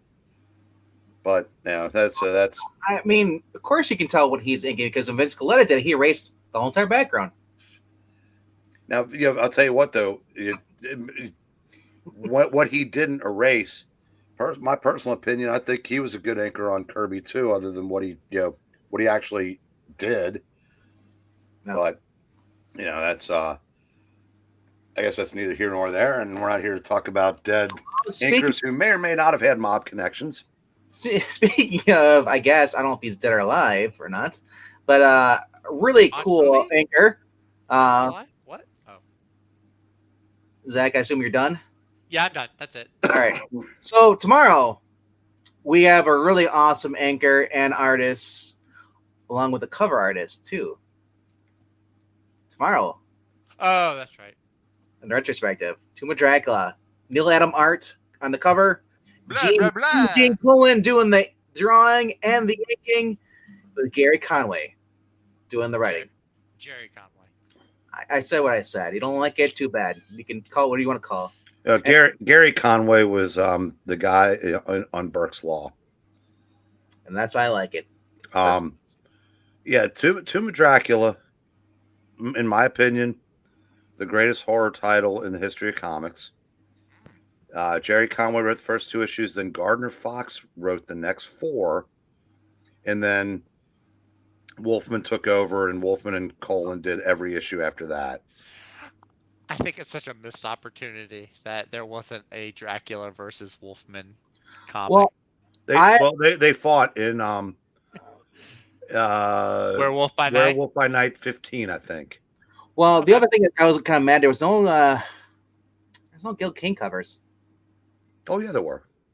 Not in this one. Not in number 1. There can only be one cover artist in those days. So there can only be one. That being said, tomorrow night retrospective, which will take place at 7 p.m. Central, 8 p.m. So, Eastern. yeah. So Zach, you've been warned. So show up. You know that I'm late on Thursdays. I am not late on Fridays. Okay, that's good because I may be. Yeah. If so, will I have read this book by then? We'll see. What time are you busy till? Because we can push it back an hour. No. I said I should be on time. All right. I mean, if Zach's not there, we can't educate him, but we do have Pixel there with. Yeah. There you go. I know y'all had Pixel last time. He can. That's right. He'll be there to point the pixel finger of fate at you. Yep. No, he saves that for you and Vinkman. Who needs what do they call those pull sticks they use for pointing out on the chalkboard when the Pixel can use his finger? A baton or a wand, a pointer. It's called a pointer. I don't know. It's a wooden stick they hit you with in your hands with if you fall asleep. What is that called now? Now that I know there's a name for it. Dadgummit. I hate that. Q stick? That's I always call it. No, a Q stick is like for pool. That's like long. Yeah. Anyway, so that being said, since we're in Halloween mode on this channel for a little bit, so check this out. If you've never read this, interesting story. Dracula. I mean, it's 1972, I believe, right? Yes. Little Breen was 10 years old. I was. And Marani was 9.5. She was. I was a gleam in my father's eye. Was my father born? Yeah, he was. Yeah. He was in his... Wait, this was 72, you said? Yeah. My dad would have been 17. Yes. Yeah. In 13 more years, I'd be born.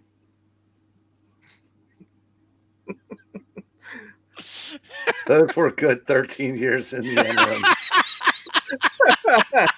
Breen's like, for 13 years, I knew peace. So did I. And I came to this shit world. I didn't ask to be born. Yeah, man. Oh, like I said, overall, I mean, I can open up the book, show you some of the art in here and the inside. This is the reprint. Take the E off. Well, he's not on the channel. How can I take him off? I'm gonna stop telling jokes. We'd prefer that. I thought you were gonna say, when did you start? Okay, I was just getting ready to. Sizzler's Fast Track. Look at that. I love this. That's cool. That's what I mean. Back like retro toy ads. It's worthy because you get the ads in there. Yeah. Look at that. High-paying job in drafting. Hey, my brother's a drafter. I wonder if he got his shop from that ad. Mechanical drafting. Overall, I mean, the art is great too. Yeah, that's neat. Yeah, so I know I asked you this before, Venkman, but I don't listen and my memory's terrible. I don't remember either. Did that make reading that make you want to go farther into the series? Yeah, we actually read this together on E's channel a while back. That's right. No, we did. I remember being there. No, overall, I do enjoy the series, and then I believe it's issue 8 is when Wait a second. That 10. ad said be taller. Is there a way that they can make you taller? Is that the Muppet Treasure Island? man. track? Yeah, Zach. In my defense, I have suggested stories for the retrospective that we've already done. That's true. So No, I mean, they kind of run together after a while. I can understand that. I specifically remember. Yeah, every time here says, at 43 years of age, I have gained 3 inches in height. My ambition is to keep going until I reach 6 feet mark. Your new height course is 10 times your cost. By the way, I want to thank Maranya for being the only one for getting that reference I made. Which one? Where she says laughing? Yeah, I was trying to play off of Fickle Finger of Fate. Oh, okay. Pixel Finger of Fate. That's Yeah, what so that's Mariah how called him. Yeah. Yeah. I just keep thinking of that scene from Muppet Treasure Island where he's on the stretch rack and they pull his arms and legs out. He's like, I'm sorry. When taller!" someone says, It should have had a guy holding that comic over and said, "See, look." Plastic Man, what? look at that. See, when women were good looking in comic books. She's alright. She's no Marlowe, but I mean, who is? I keep thinking you're saying like Marlboro. You're trying to say that. You're saying Marlboro. No, Marlowe, Rick Jones' wife. That's what you'd be smoking while you're reading that. So it's Marlboros. Marlboro. Well, yeah. Overall, like I said, the classic. Marlowe was I'm just saying, Mr. Fix It first. That's true. Finger banging. Pixel. What? No, but I really love. I mean, this is a preview, and I'll just say this: when you open it up, he's going into a small town. It's always like in the Hammer horror movies, and they're always like there's the hot waitress there, and then there's the old guy, and they're telling a story. Oh, you be going over there, are you? Well, good luck. The series never lost that feel. In fact, not only did it have the same writer and artist, Tom Palmer was the anchor for the rest of the series, and it had atmosphere to burn for the rest of the run. So the intro says, "In the night there is a stench of death, of things long past living, but 'tis a stench quickly lost, consumed as all things are consumed by seemingly endless, seemingly eternal rain. Now listen, strain to hear beneath that ageless torrent strain, to hear a less regular sound than the impetuous roar of rain, the sound of a faltering engine, the sound of a nightmare's birth, the sound of Breen going to the refrigerator gets me eat." And keep in mind that Jerry Conway may not have even been 20 when he wrote that. Overall, you read that, it's better than just about anything Marvel can put out today. Jerry Conway's, like I said, barely out of his teens, if he's even out of his teens when he wrote that. Because he was in his early to mid-20s when he was writing basically half of Marvel. Yep. So you can, I don't care how unhinged he is now. If I ever met him, I would just say thank you for, he's just, like I said, if there's a Mount Rushmore for just proliferation in comics, he's got to be on it.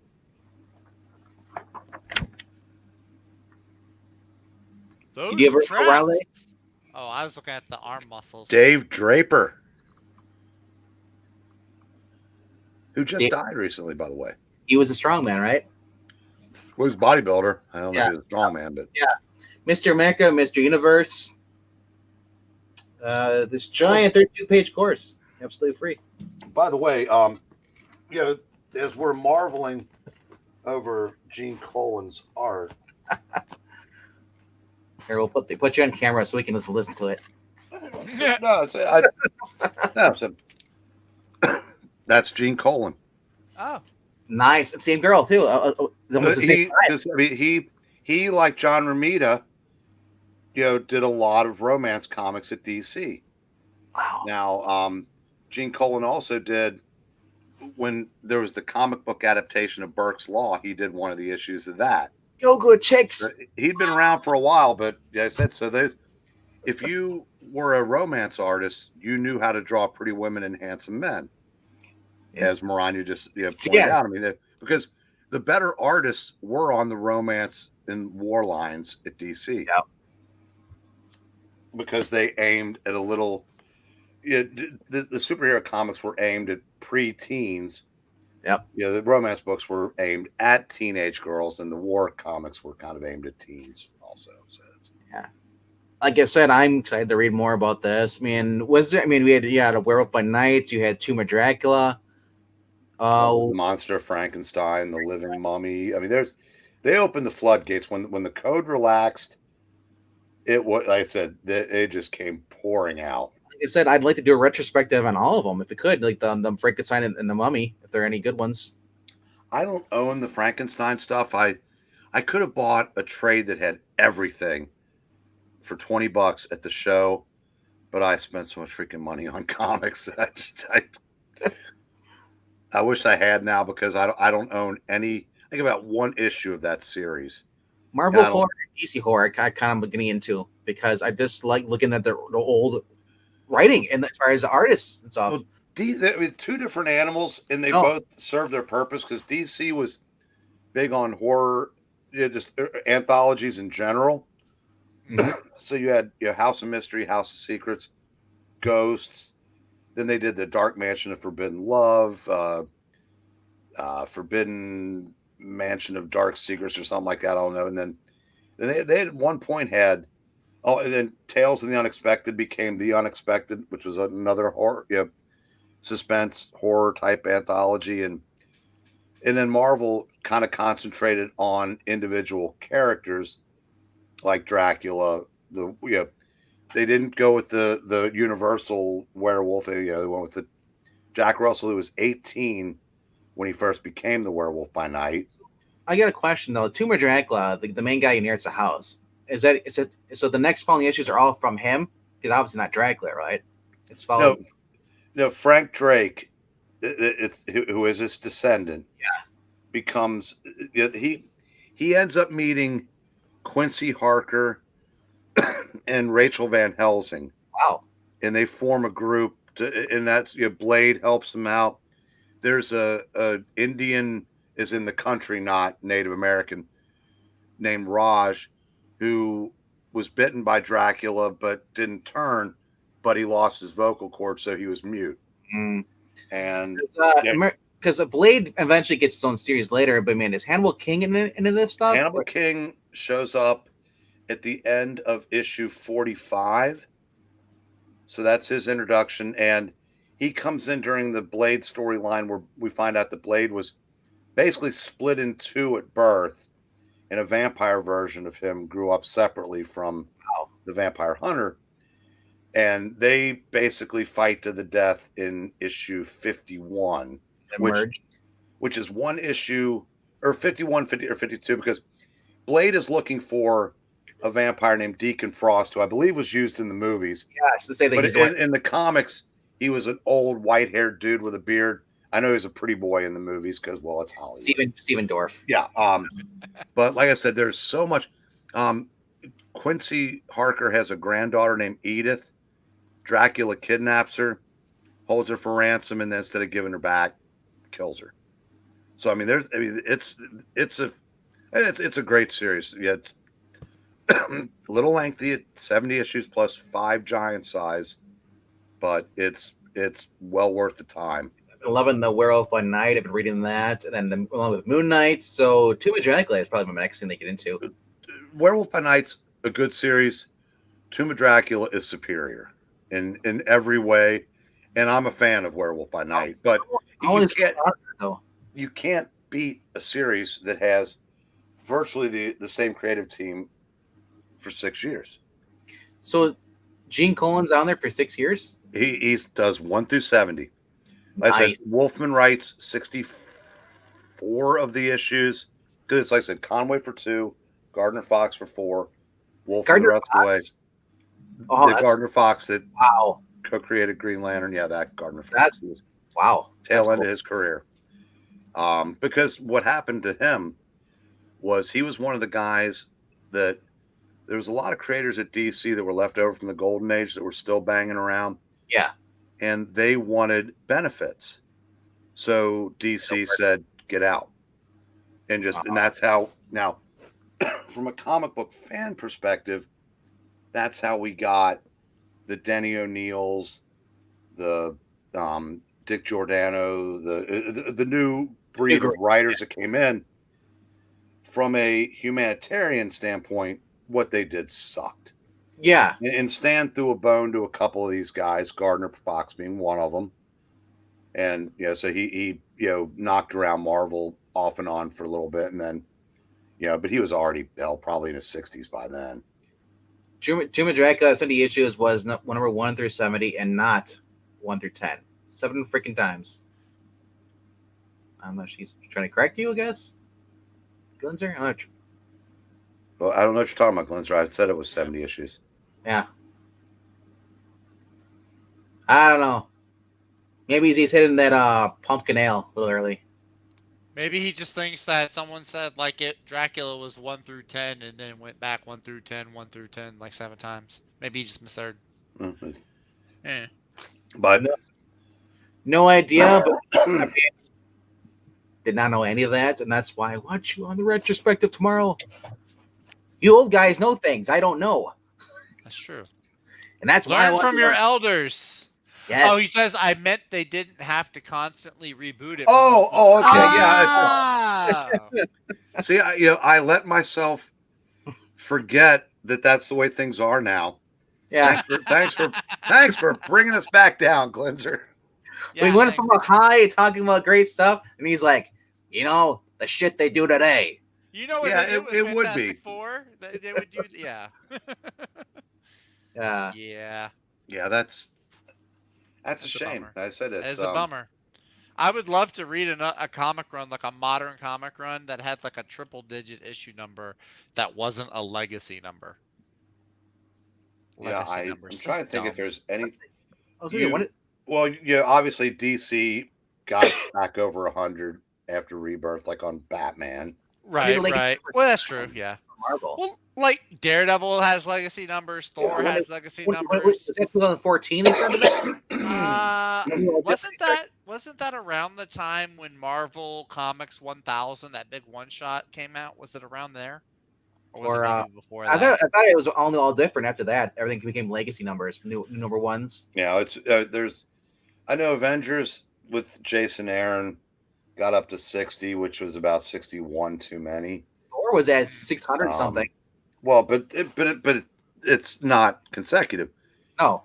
And right now, we're going to probably end up having the longest running title at Marvel be Captain Marvel, which will get to 51 just despite the Brian Reed run. I gotta look that up to see what is that. So dumb. The Brian Reed run was superior. Well, of course it was. As if it needs to be said. When it actually is in the next issue of Captain Marvel? I'm just curious. I haven't seen it on the shelf lately. What did you want to know so you know what day to avoid the new comic book day? Or I'm looking it up on Comic Geeks. That way I can see if there's actually any of them scheduled ahead on how many they have scheduled. Oh, it was when the legacy book came out where Wolverine was brought back to life. There was like that one shot. It's like Marvel Legacy. It's where they first introduced like the Avengers 1 million BC or something. Well, you know. That was I mean, it's not, they haven't come out and said it, but given that Marvel, like I said, their big announcements at New York Comic Con were new series for Teeny, Vita, Stephanie, Danny, the Gal Squad, and it's all going to suck. This is something Marvel would do. And you liked Marvel more than DC. Once upon a time, I did. Well, no, you said recently because, like, what was it? Oh, yeah. Because DC has, DC's got bad creators, too. I'm not going to pretend they don't. Now Marvel's hiring some of them away from DC. That's true. So right now, Captain Marvel is scheduled to be the next book coming out, or I guess the number 45 comes out on January 4th of next year. And after that, there's omnibuses. When did the last issue of Captain Marvel? I don't buy it, but I know the last one. Well, 44 is going to come on December 7th, and then November 2nd is 43. Okay. And then 42 is October 12th this week. Okay, all right. I don't recognize it because I think it has. Well, that's what it was. It has. What's the guy's name? The guy who works for the Kree. He has the hammer. Ronan. Ronan. It's Ronan bowing before another creature or some other person on the cover, along with Captain Marvel. Another accuser. Oh wait, is it Captain Marvel's really weird buff sister, her half sister? I don't know. Is that still a thing? Yeah, it's a thing. It's oh my gosh! It's the whole fad of let's give this hero a super secret step sibling that no one knew about. Stupid trend. They did it with Peter Parker. They did it with Daredevil. They did it with Mr. Fantastic, and then they did it with Captain Marvel. So and you know how many of those I acknowledge? None. This. I'm waiting for Ben Grimm's sister. I'm waiting for Ben Grimm to have his Aunt Petunia isn't really his aunt. That's what I'm waiting. Did you hear? So the name of this issue number 42. Yeah. It's called the Chewy Center. I don't know what the hell is it. So was it a candy bar reference? I guess her cat's name is Chewy. Yeah, her cat's name is Chewy. I hate that I know that. Marvel's in there. Apparently, he's alive. I guess. There's like 3 Marvel books. Well, 3.5. I think there's no. Says what am I reading? Well, go ahead. So it's the synopsis for this week's Captain Marvel number 42. Though Carol has had more than enough of being judged lately, there's no escaping this judgment day, as it determines whether Earth lives or dies. But it's Carol and L'Oreal, or That's no, her not sister. Not. Isn't that the name of your hair coloring? Yep. Yeah. Give them heroic best to prove their worth. An unexpected new player emerges. Make it stop. I don't want to hear thought this. It was over. There's more. Wow. I don't know, man. Like I said, and then I'm getting tired of these Mr. Miracle covers. They're just like Miracle Man. Or sorry. Man. Sorry. Yeah, Mr. Miracle. No, it's funny when Mr. Miracle was out, everybody kept calling him Miracle Man. Well, my defense, there is no Mr. Miracle right now on DC. Actually, I am kind of curious to read the new not called Mr. Miracle, the new Miracle Man series. Now that I know Jason Aaron won't be writing the Silver Age. Is it going to be Kelly Thompson writing it? No, it's we discussed this the other night. I think it's Neil Gaiman. Neil Gaiman. Oh, that's right. Snore. I'll pass. Well, no, I'm only reading so few Marvel books. I'll take the chance. Hey, that was my first instinct. Same as Venkman's. I'm not a fan. I tried reading Sandman. It is just. I haven't read a Neil Gaiman book. Sandman doesn't appeal to me.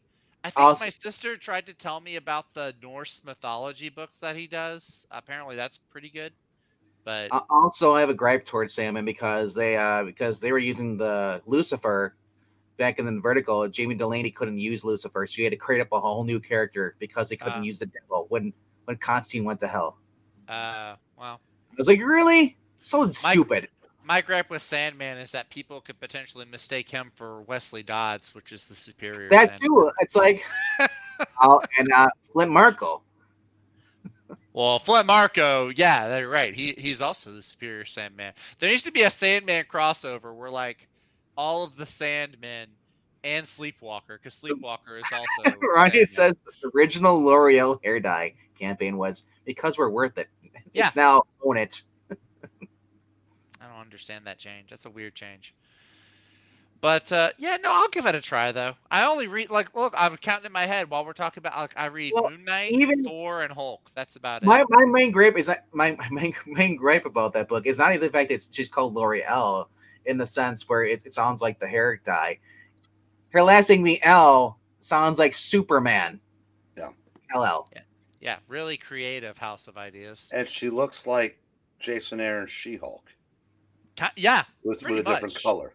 Pretty much. She is. I don't know how. Actually, she looks a tiny bit more feminine than Jason Aaron's She-Hulk. Just a tiny. Maybe it's the long hair. I don't know about that, but Maybe. Like I don't know. Aaron- It's been a while since I've seen the art, so Jason Aaron in the skirt with boobs. There you go.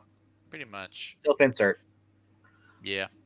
But that being said, really excited to read this tonight, though. What's that? Dude, I'm excited to read this at some point in the future. It was only a couple weeks ago that I found out that Kurt Busiek actually wrote some Vampirella stuff. That's so weird that's I can see the Adam Hughes, but like when I first saw it, I thought it was Stuart Eminem because it looks like so much of his art. Stuart Eminem, I think that's how you say it. Yeah, it's Stuart Eminem was never quite that good.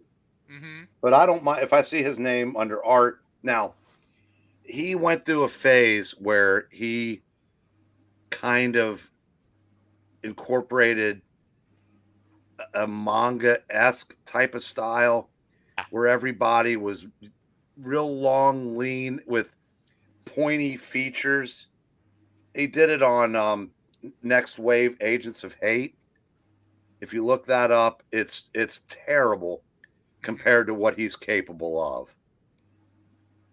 Yeah, I remember reading Bendis's New Avengers, and I remember it was the volume where like the Thing joins the team, and there's Iron Fist, and they're in the Avengers mansion.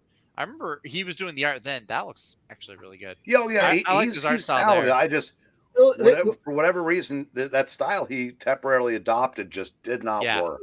I like it because it's Jim Balent. Oh wow! Yeah, Louis Small. Cool. It's Louis Small Jr. Doing the pencils with Jim Balent on the inks. Actually, hold on. It says it's okay. They have it weirded weirdly. They actually. Robert, so they look like Japanese teens and not pre-diabetic American teens. The script. Louis Small Jr. or basically Jr. did the pencils. Jim Balent on the inks. Kevin Cunningham on letters, and then they had Maloney C. Chadwick, who was the editor. Well, here, Van, cover your eyes, Zach. Here's some more Jim Balent for you. Yes, tear it. Full size. Magnify, Jim. How do you shift cameras on this thing? There you go. Great secret. God dog it, Vinkman. Go faster. And then and there's the back cover for you. Oof. Where's that sword going? Hey. Like I said, the reason I liked a lot of this early Harris stuff because they actually continued from the actual books, the magazines, stories. Nice. Pendragon, who basically was a stage magician from the 1930s. They kept that on there, and then you had Adam Van Helsing. Mm-hmm. All right. Yeah, nice. If I open the right boxes tomorrow, I'll be looking at Actually, I was going to say I'd be looking at a full set of Vampirella, but this idiot didn't put his magazines in any order. Did you ever read this? Probably an issue or two. Art by Hannibal King. Matt Banning doing Hannibal Lecter. I mean, yes, it's supposed to be the free poster. Here you sign in. That's a coupon you would send in, and then I don't think you become king of England, Robert. Look at that dress. Even though she's wearing a dress, she says, "Hey, she's the fourth Scarlet sister, confirmed." Well, she's there long before them. She would have. Well, actually, she wasn't, because Masquerade is a character from the 40s. Oh, is she really? Okay. Miss Mask. Yeah, that's one of the public domain characters that was used in Project Superpowers. Oh, yeah, you're right. Yeah.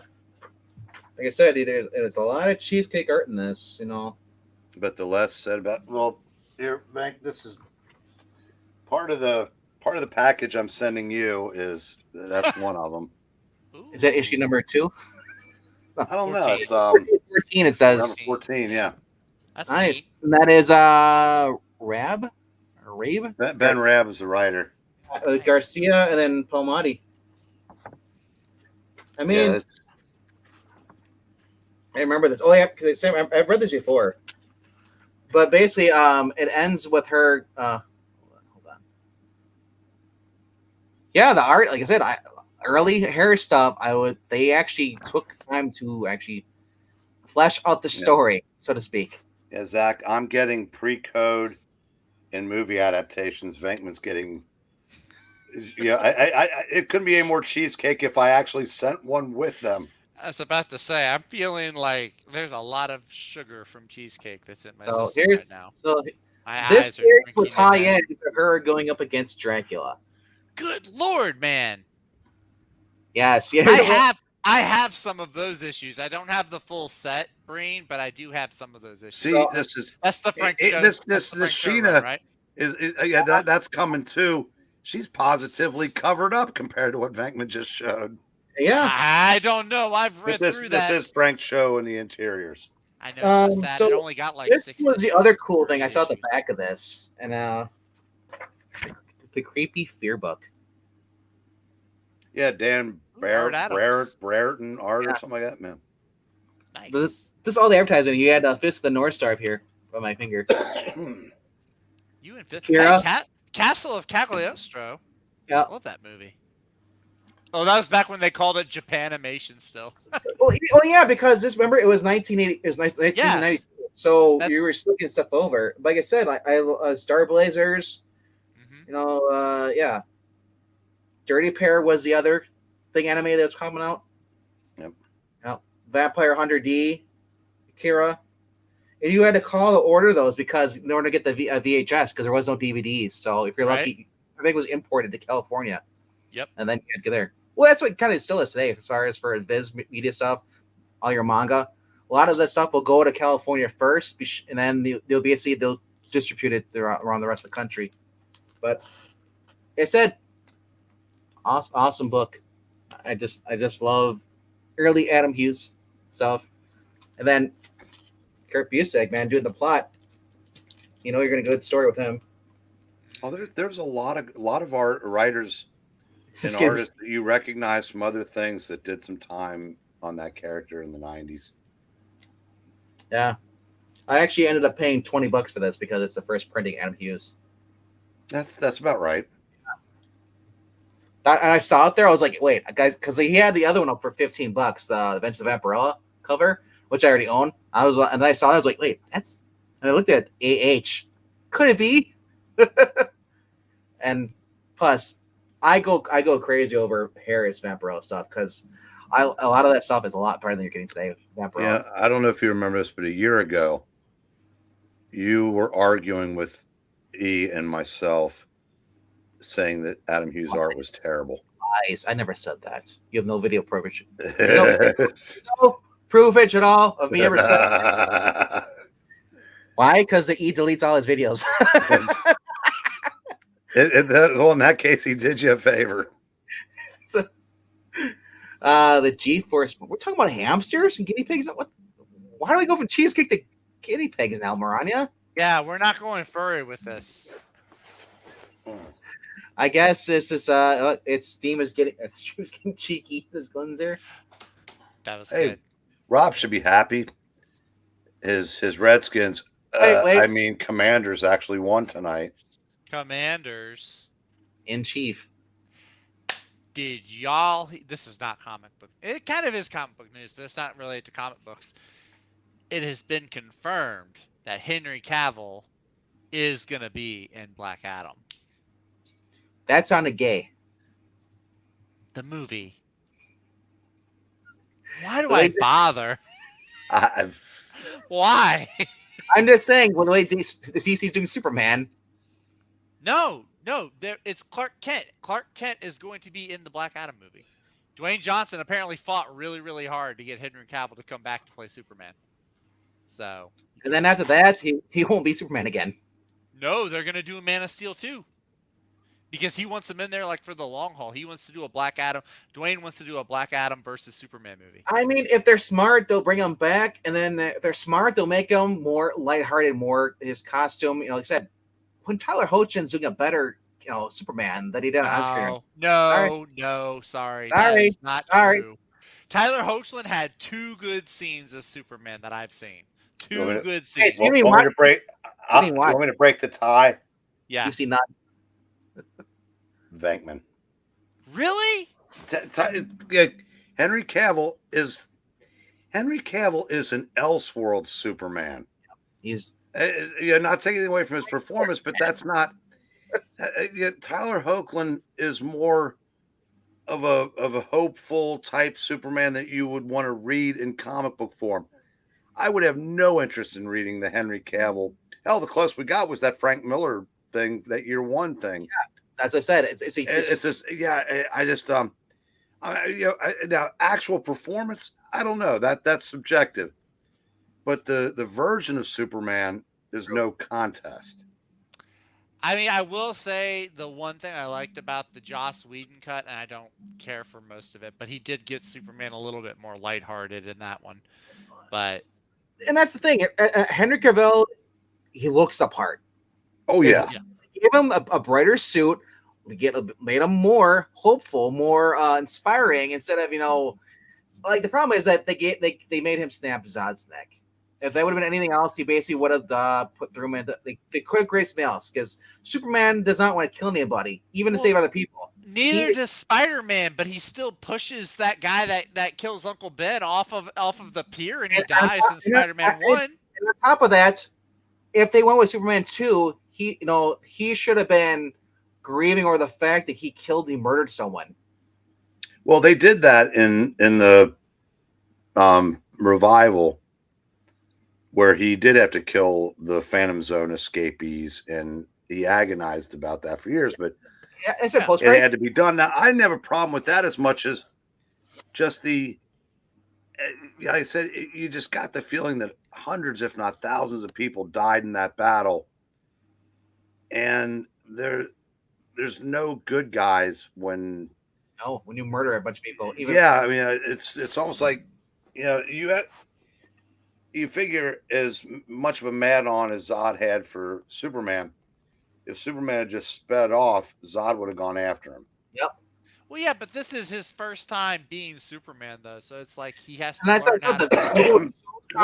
Well, Nicole and Ron Goldman were O.J. Simpson's first time at being a serial killer, but... Hey, the glove don't fit. You must have quit, okay?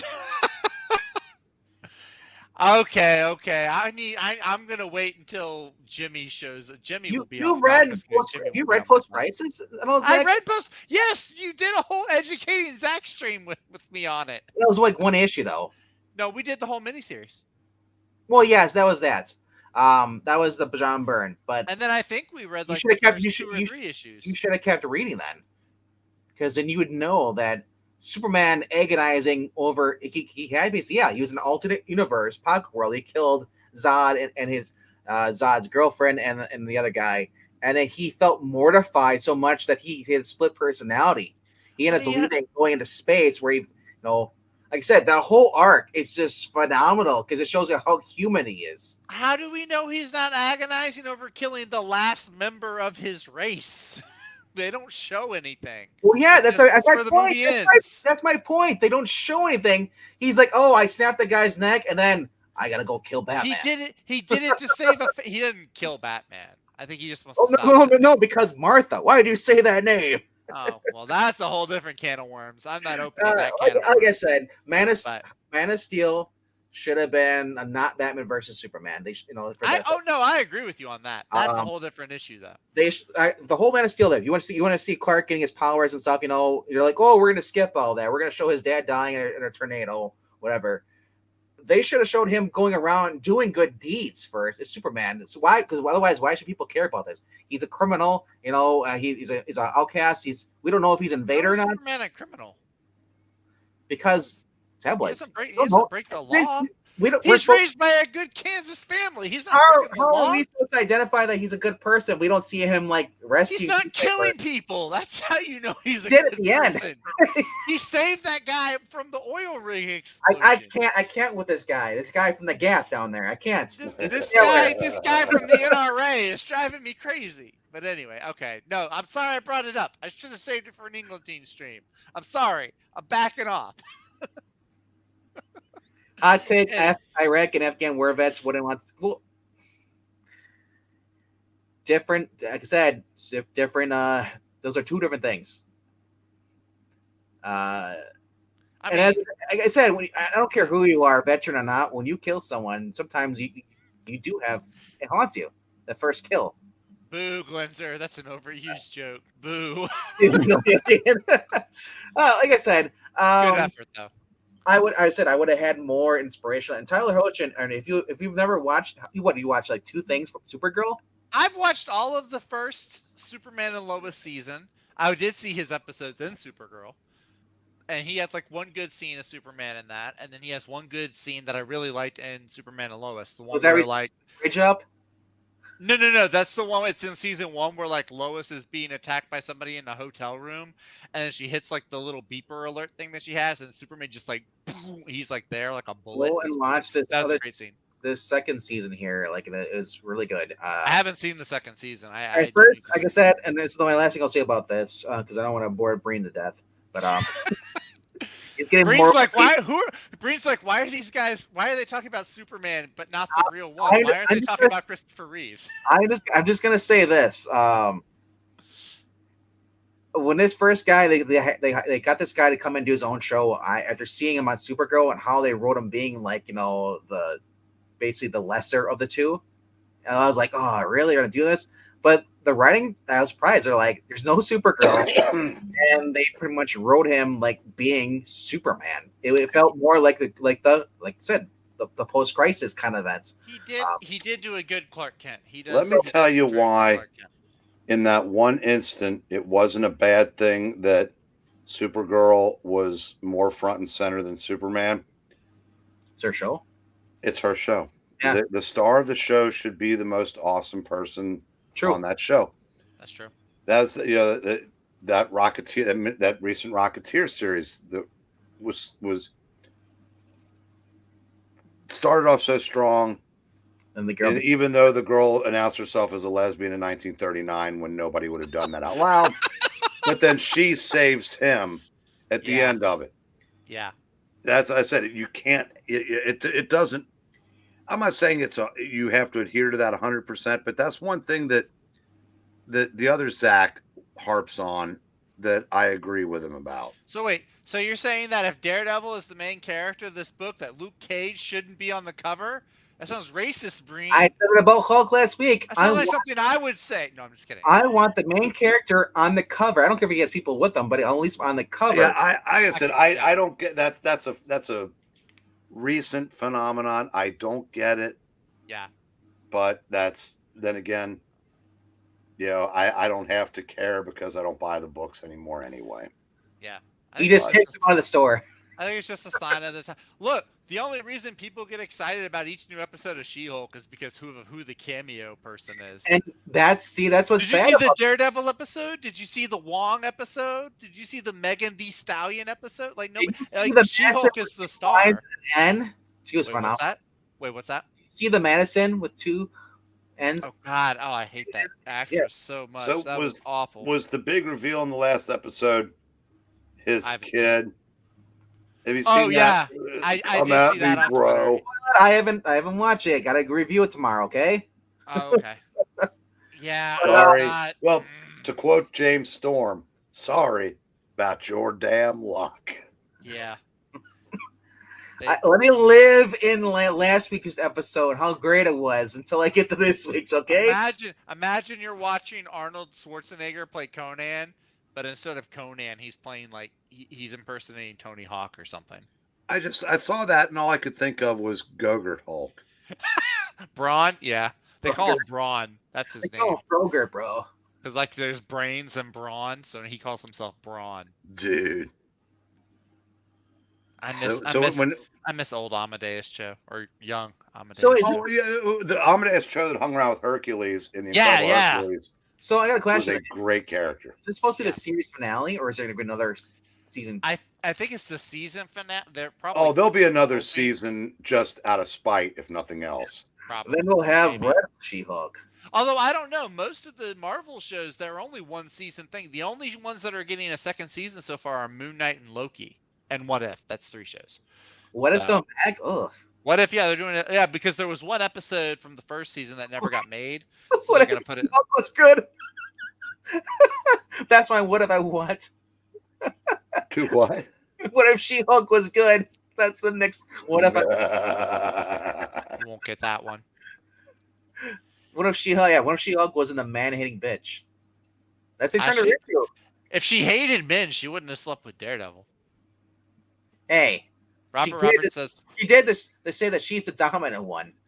Robert Roberts says we need to. Are you kidding? You think Daredevil's No, I not? said that Anyway, what a colossal wasted opportunity that was. what, Batwoman or She-Hulk? She-Hulk could have been the best thing Marvel had ever done if they'd absolutely. just done it right. Besides Hawkeye, She-Hulk was the show I was looking forward to the most because I mean, especially thinking of the Byrne run, there's the most potential for a television show from that. Because you could easily make it a comedy. Marvel loves to do the jokes and all their stuff. You could very easily do that with She-Hulk. And you could have it appeal to everybody, not just the wine moms. The only But- thing that's good about She-Hulk is, well, I guess the It ended? MCU Easter eggs like that. Other than that, it's the show is garbage. The what ifs are supposed to cover every movie. They do kind of do. Did you know that Adrian Chase is in there too? Adrian Chase. She-Hulk. Yeah, did he play Pug? Yeah, he's the lawyer friend. The lawyer. Yeah, that's Pug. Yeah. I was just like, wow, it's this guy who was like Prometheus, or whatever on freaking Arrow. Yeah, on Arrow. Arrow, It's yeah. like, he's such a badass, and he's just kind of. Do you want some more coffee? Yeah, now he's just like a lighthearted guy. That's a good one, Glinzer. That's a good one. He also was more bulked up on Arrow though. He's kind of like, unless he was Well, wearing. yeah. Well, dude, have you seen the guy who used to play Ward on Agents of S.H.I.E.L.D.? Like, that guy used to be pretty lean, pretty ripped, and I've seen him recently. He's not playing Agent Ward anymore. Let me bring back He's got some love handles. bring back Frank Grillo. So tell us you watch Hallmark movies without telling us you watch Hallmark movies. I don't watch Hallmark movies. I saw him when he came back onto Agents of S.H.I.E.L.D. when they did the whole alternate reality AI story, and Well, then you- they you brought know him back, that- and he was like chubbier in the face. Well, you know that's That's what he does. kind of why he got run from Agents of S.H.I.E.L.D. Why? Because he got chubby, or he didn't No, work out? no, because his Hallmark. personal politics don't line up with the rest of it. Because the clown that Okay. plays Phil Coulson, Yeah. he is a he far blocked left me. loon. He blocked me on my first Twitter account. Really? I know Yeah. he had Twitter. Oh. Yeah, and I forgot. and the girl that played Daisy, she's That was unfortunate. way out there too. And Waste of a pretty face. And other things. So, I mean, Anyway. Hallmark movies. Dean Hey. Cain. He does. I know. do I said yeah, Dean Cain does do a lot of Hallmark. No, What I is, have nothing against him. Whitney from the Wonder Years is on there. She's done a No, couple. I have no wasn't desire DJ to Tanner watch from any Full of them. House? I think DJ from Full House does. Beth Green from The Walking Dead, that actress. Does I- this make Does she really? Wait, Beth? Does this Okay. make me a bad person? I said they always have these. Well, remember the Blade TV series? Remember the hot brunette from that used to do the car commercials? She's been in about 50 Hallmark movies. You know Jill that she, Wagner is their name. yeah. You know where she went to after that horrible Where? show. She went to basically be on Team Wolf, and Well, she now she's Hallmark movies, but Yeah. they get all these really hot girls, but they're not going to show any skin. So No, it's kind of yeah. a zero-sum game. It's family friendly content. Yeah. it's Yeah. basically the girl you want to marry, but they don't exist. That's it. The picture perfect girl next door. And then for them, it's all like, oh, he's the tall, dark, and handsome stud guy. He happens to be a prince, but He's a prince, but he's over in this quaint town in New England visiting his great grandmother's sister's aunt or something. I feel like we need to do We some. met at the apple orchard. I feel like for Christmas we're gonna do reviews on this channel. How horrible they are. That would be hysterical. That would actually be funny. We give it the Mystery Science Theater treatment. I mean, if we can get Puppetine on there, Puppetine would be like, I'd rather go work under the bridge than work in here. Because it's there's that kind of like semi creepy feeling of you watch one of those, you go, if I watch long enough, will Lacey Shea Bear will one of her buttons pop? Probably not. I remember Lacey Shea Bear. I watched Lost in Space so many times as a kid. And that's not even the good one. Party of 5. Wait, what's that? Party of 5, bro. I didn't see Party of 5. Well, she was a little kid on that. I know, but I'm just saying that's where Creepy, Vink. I know what? Oh, she's in her 30s now. At least I was the same age as her when she was in that Lost in Space movie. Well, I'm pretty sure she's older than I am, so I was younger, when I was watching that. Nah, but she's close. She's probably in her early to mid 30s by now. Yeah, I think so. That sounds about right. Wow. I mean, she's pretty much would have been my choice for playing Kitty Pryde back in the day. Yeah, That would have been a good choice, actually. that would have been a good one. She had Either if they wanted to bring it back, like have her play her older, she's still a woman. Yeah. I was gonna say a young Alyssa Milano would have been good too, but now no, I don't want that. I want to go back in time, and instead of giving her back, I want Bennett to put that thing that Schwarzenegger puts through him through his daughter. lay off some steam. God, if we know what kind of lefty nut job she was going to turn out. No. That's as I say about if you enjoy something, don't find out and talk to the person who created it. That's been my rule of thumb. Do you ever think that Holly Marie Combs looks at her castmates on Charmed and said, "Whew." Well, I know what's her name, Rose McGowan. Is it McGowan? McGowan. Yeah, she talked about the Hollywood abuse stuff. But she came out on the other side, and she kind of makes sense now. But she went through a real whack job, phase, and Shannon Doherty wasn't without her problems, and as Milano enough said. Melissa Milano, a childhood actress who basically embraced the life and married someone who's just as shitty as she is. Look at Lori Loughlin. The whole debacle. She was involved. Was she Becky in Lost? Yeah, all she did was use her money and influence to buy her kid an education, college. Yeah, I mean, honestly, who did she hurt? That's a little bit. Yeah, I mean, honestly, the circles in which they travel, everybody gets quid pro quoed through life. That's what I mean. I mean, I'm not saying she's a bad person, but I'm saying what she did was kind of shitty too. They were saying they were saying, oh, that took a spot away from a deserving minority. Well, half the colleges in the country have quota systems anyway. So how dare you, Breen? You're so insensitive. Yeah, but you're so. Like I said, it's one of those things that I said that what she did, kind of pales in comparison to just some of the crazy shit that some of these other Hollywood people. She went from being on the movie Rad to Aunt Becky. That's where I know her. I think Aunt Becky. Well, she was in Edge of Night as she was like the Laura from General Hospital of that show.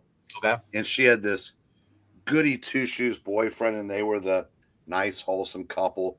Then they bring in this guy named Preacher from the wrong side of the tracks. And I'm sure you can fill in the rest of the story. It didn't end well for Gavin. But yes. I don't know. Is this live? No, it's Memorex. Ha! We've been making bad jokes like that all night. Figments of your imagination. Anyway. Speaking of which, of all that stuff, I mean, when I was at the thrift store, I found a freaking Betamax player. What? Well, it's better than finding a beta male. Those are a lot more common. Yes they are. Zach, What? Make a joke about my shirt one more time. I don't have to. It does it for me. This is a good shirt. It's comfortable. He's looking at Breathes. your whole wardrobe now. It's like, Why don't you turn it up? Why don't you turn the collar up and start talking like Thurston Howell III? I don't have an ascot and a sailor's cap. I'm just thinking like it. My mom actually met him once. Jim Backus? Yeah, at some charity event. It feels like we're back in the '80s. Like he's gonna pull out a beer and start chugging it. I don't drink beer. See that he's on. Yeah. Yep, turn that collar up there. I'm sorry, I'll drink out of my thermos with the pinky extended. And Yeah, Smash. There you go. Like that. Fuller House was a decent continuation. Cobra Kai is better than... Yes, all of that is true. Although DJ and Steph both grew up to be very attractive ladies. And Glenzer says Mr. Magoo is better than Thurston Howell. Are we talking about Leslie Nielsen, Mr. Magoo? I don't know, but Mr. that's Magoo? how we went talking about comic books for like 2 hours. So that's the past 20 minutes. Let's talk about Hallmark. Let's talk about all these crazy women. No. You know what's funny? We didn't even mean to do this, but this is where the stream ended. Where it's not guess what Zach is wearing, but we're still talking about what Zach is wearing. So that's what's funny. Well, the guess was about what you're wearing. Your pants, shorts, and what kind of shorts, or the skirts. Oh no, Dominic! I didn't say I don't drink alcohol. I just don't drink beer. Beer is gross. I have bad memory associations. Beer is better than liquor. How is that still on the thing? Did you put that up there? No, I do it all. Oh, okay. Oh, it's Mr. Magoo! And that little poor kid. That's Eric in 20 years when he can't see at all. Oh, it's a Christmas Carol. Oh, okay. In 20 years, 20 minutes more like. I was trying to be kind, extend your life a little bit, okay? Yeah, Sonny. I never liked martial arts, even before our UFC proved it. Martial arts were useless in real fights. Yeah, all you gotta do is grab the nearest chair. That's all How you dare gotta do. you say that? Because you know who would kick your ass? Steven Seagal. Steven Seagal would stop for a beer and a burger on the way to kick somebody's ass. That's how he would defeat you. He'd trick you into having the burger with him. But I'll tell you what, I still wouldn't say a crossword to Chuck Norris. And he's 80. Nope. Dude, Nope. I wouldn't say a crossword to Harrison Ford. That guy is still jacked. Michael He might break his arm punching me, but he would still throw a punch. Yeah. Dominic, me too. I wore out the VCR watching that movie. Oh, I thought that was the funniest movie when I was a kid. What's That that? George of the Jungle. What's that wrestler used to be on WWF? Which They one? before Lethal Black Man, there was the other one. He was the one that was always walking around. He was a martial artist. Ken Shamrock. Yeah, it's Ken Shamrock. When the UFC went into before UFC, they had the MMA whatever stuff. You know, the last time I saw him in a fight, he just kneed the guy in the balls. Look at that And he- John Romita Jr. variant cover right there. Look at that. JR Art, and then Art Adams on the other side. You can tell it's JR by looking at the girl. Yeah. Anyway, I'm sorry. I was just flipping through the variant cover. They even back then, these are the good days, but they had those annoying Martial arts, depending where you the are, Venom, the depending what you're Venom doing. trend. You're trying to do the her kind of like flips and stuff. They all with the legs flip. Those don't work, especially if the person's stronger than you. So when you see like Black Widow doing that, grabbing the guy with her thighs and then flipping him over, that's not real. It's a gymnastics. But there are certain parts, things that they do actually are effective. It's just that if the person has a gun, you're kind of screwed. They can just shoot you from a distance. Now it's as far as going against someone with a knife, you just want to get yourself with a towel, like they always do. They wrap around there. Yeah, well, yeah, a towel or a jacket or something. Yeah, And that's how you fight, and you have your own fight. Why not just get a MacGyver used to gun? do that a lot. See, MacGyver didn't use guns. we He don't used promote Swiss guns on Army here. knife. What are you talking about? This isn't a gun, promoting channel. Says the guy wearing an NRA hat. No. Okay, I don't know what else there is to talk about. Well, we haven't Yeah. made any sense since about the hour and 40-minute mark. So That's true. Is that when true. Zach was on? No, that was when I stopped talking about comics. All right. So for those, look at this. I want to end it. Like right now, I'm finally at 10 people now. Hey, all right. Well, let's keep that. All right. Look, I'll go over here. I'll find some comics. Hold on. I'll find. Quick, while his over back's here. turned. End the stream. Hey, there was no need for that. What? Okay. Look at Pixel fingers. Look at Pixel Light there. Pixel. Yeah, you're right. They're not as long. They're not as long. See? Yeah. No. I'm surprised you don't know that weird looking Jedi robe he has. You're a big Star Wars guy. Pixel always comes out with that brown robe on. It always freaks me out. Oh, yeah. I don't have a Jedi robe. I do have a. That's why we used to call him Harry Potter because the glasses. I do have a Star Wars robe, but I'm not gonna. Briefly. I used to call him Harry Potter because he looked uncomfortably like Daniel Radcliffe as a boy. He kind of does. And now, years later, he still does. He hasn't changed. He's got that Paul Rudd immortality gene. Someday he'll be a real boy. Someday. And then, then 1,000 years after that, he'll be a real man. Like I said, Frank Dukes can kick your ass. Frank Dukes? Guy from the Kumite. Now, Austin, were you watching that at home, or was there a theater where you live showing it? Because that would be cool. Yeah, instead of watching Rocky Horror Picture Show for like the first time, watch actual old Hammer. Have you ever gotten to see any of the old timey movies at a theater? No, never, because of Vincent Price burned it down. Well, no, seriously. I mean, I finally got to see North by Northwest at a movie theater. Wow. And it was one of the most amazing experiences of my life. I saw Ghostbusters. Does that count? Well, I did see. What did I see? What was that one? Well, because there's some theaters that show retro, like they'll show Casablanca, they'll show. Mm-hmm.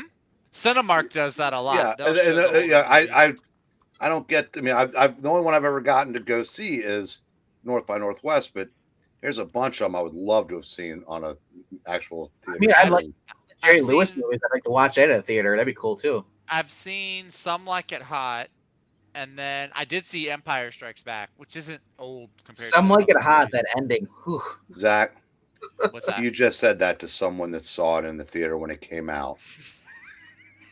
So can you at least not make me feel any fucking older than I already do? I was just gonna say that I watched it, and I was already legally drunk. I was watching it too. I'd never seen it on a big screen before. But those were cool. I mean, I said it's yeah, it's a great experience. Yeah, Maltese Falcon. Yeah. Oh yeah, that's a good movie. Dark Passage. Check out that.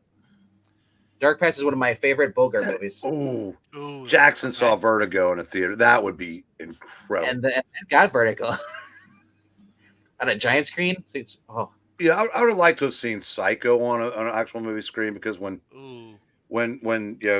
Tony Perkins kills Martin Balsam and the effect they use, like falling backwards down the stairs. That's no, just kidding. Yeah. Spoil those 62-year-old movies.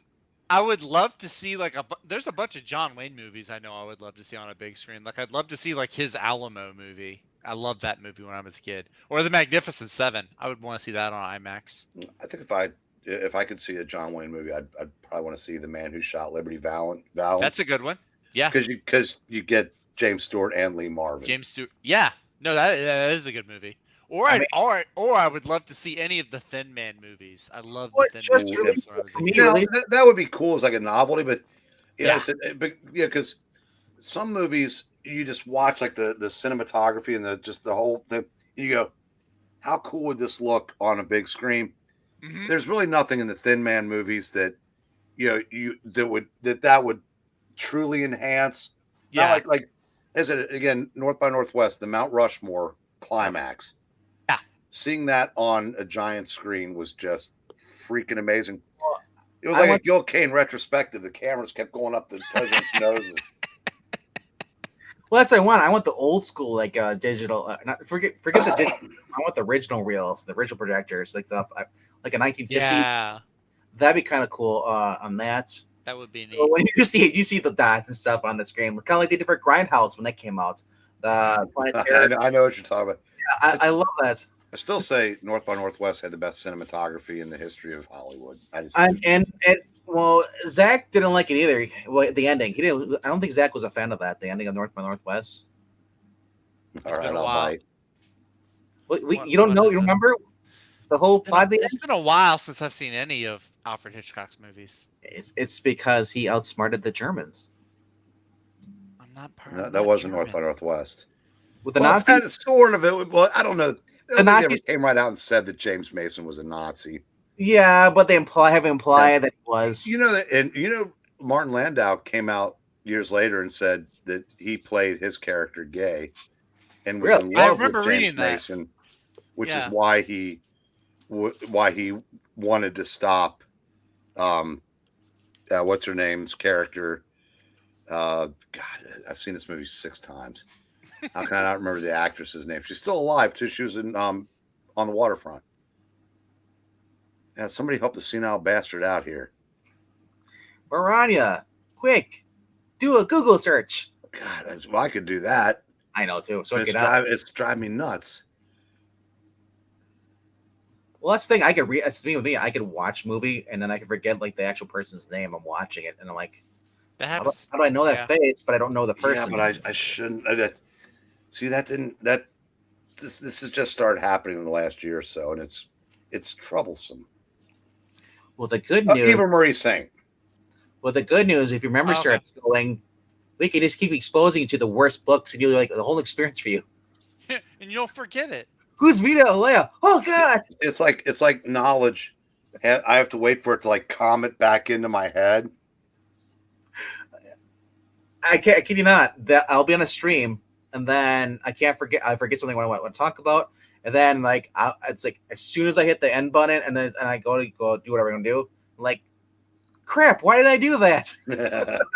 It's like I'm with Rob when we do Extreme Movie Show. I'm taking notes now when we go live. Before we go live, I have notes down because he does it too. Because I'll forget the person, the actress's name, or the actual character in the movie. So I want to make sure I actually have the name and stuff before I'm like, that guy in that movie? Yeah, that guy, one guy. I feel like Norm Macdonald's trying to basically one guy, yeah. Well, you did that on the stream tonight with Joseph Linsner. Yeah. And it's Michael Joseph, or Joseph Michael or Michael? It's a Joseph. Okay. And it might be a Michael, and I don't know, but it's just still, it's like when you're 37, it's shit. If you're 60, it's like, God damn, is this the start of something? I was gonna say at 60, you don't even notice it anymore because it's already happened. Well, there's that, but I'm gonna go grab a Coke, so I'll be back in a minute. All right. But I always come up like Norm Macdonald says, yeah, that one guy in that film right there, yeah, sucks for him, eh? Yeah, sucks for him, yeah. That's why I always laugh when R.I.P. to Norm Macdonald. Whenever he was whenever he's in a movie or cameo, he's like, yeah, so we're gonna go burn and pillage, It's like, I felt it was so weird. So they did Orville season 3, and they like recorded him doing lines before that, but you could tell like they didn't really start it was just like generic lines. Like they didn't use them for any jokes or anything like they did in the first 2 seasons. So it was kind of weird. The one show though I never thought I would actually watch was the Mike Tyson mysteries, and they had Norm Macdonald, and once I found he's at the page in there, and he's just hung up on like the lower regions of women. Mm-hmm. So it's always like looking at the magazines, looking at the the nude magazines. It's always like it's the bottom half, and he's always hitting on the girl. He's like, so you gonna go take a shower now? He's like, it's just so freaking disgusting. But it was just so out there because I was expecting for Norm Macdonald to do a cartoon thing like that. I mean, they had the tropes. They had the their own gay Velma on that, on there too. Mm-hmm. Well, that was the other thing. Oh wait, are we talking about Velma now? If you want, thoughts on Velma. We can segue into that. And I didn't watch it. I didn't see the show. I refused. But I agree with you though. She's bisexual. Yes, If I- she got Okay. it on with Shaggy. She got it on with Johnny Bravo. Best choice, by the way. And then she kissed both the Winchester boys. Don't tell me she's a lesbian. I don't buy it. But no, I saw an article today. I think it was for the Mindy Kaling show, the one where she's black, not Yeah. lesbian. But they were Yeah, like, yeah. Velma has been the unsung and unappreciated brains of Mystery Incorporated. Like, I don't remember any of the 4 or She 5 gets characters being frustrated because unappreciated. she'll get frustrated, like in the comic and some of the movies I watch. Yeah. She gets frustrated, but she was never infatuated with any one of the characters on there. Although it hinted that she did kind of like Shaggy a little bit. Well, I was gonna say she also made out with Seth Green in the movie, but that's not really a defensive argument. No, but You guys have made out with Seth Green. she was never underappreciated or pushed in the background. Like Velma, probably behind Scooby. She solves all the mysteries. She's the most popular character behind Scooby. Like, sorry, Fred Yeah. and Shaggy and even Daphne is behind Velma. I think if you go out, I'm with Dean Daphne all the way. I think if you poll 100 people, I think more people are going to go for Velma than Daphne. Yeah. I say why not have both? I'm sorry. I'm the girl. I'm the little girl in the taco shell commercial that goes, "Why not have both?"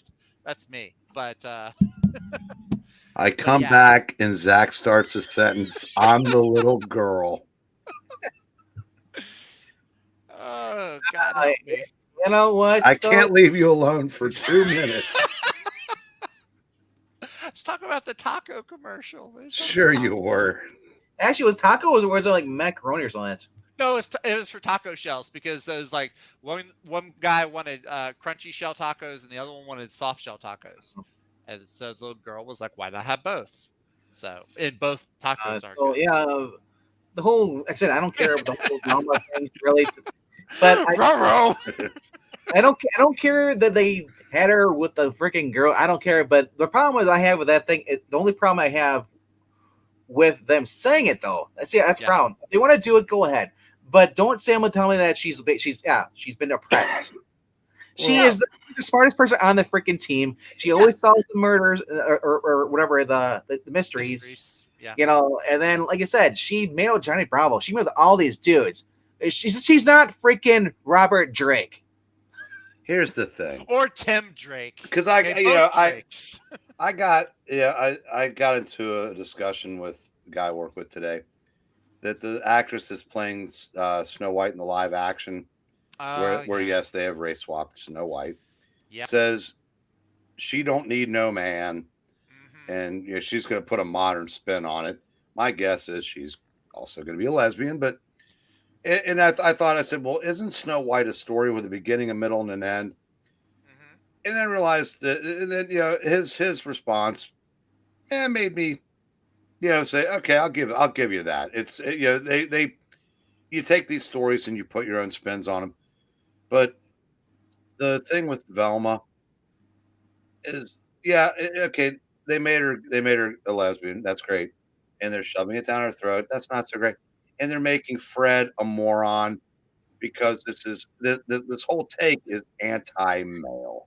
I want to point out though, Fred's traps never work. But again, like I said, Fred is legitimately a dumb blonde. But they're also making him a jackass and a jerk, and So again, like I said, So again, who are they? They're kind of limiting the audience that they can get with this. Well, so did you see that? This made me laugh. So there's 2 Scooby-Doo cartoons that are new, right? The one where she's a lesbian, that one came out first. And then there's the new one that's coming out. I think it's on HBO, where they race swapped her. And so now I think she's black or Indian or something like that. It's made by the girl from The Office, Mindy Kaling, whatever. So, but in that one, she's straight.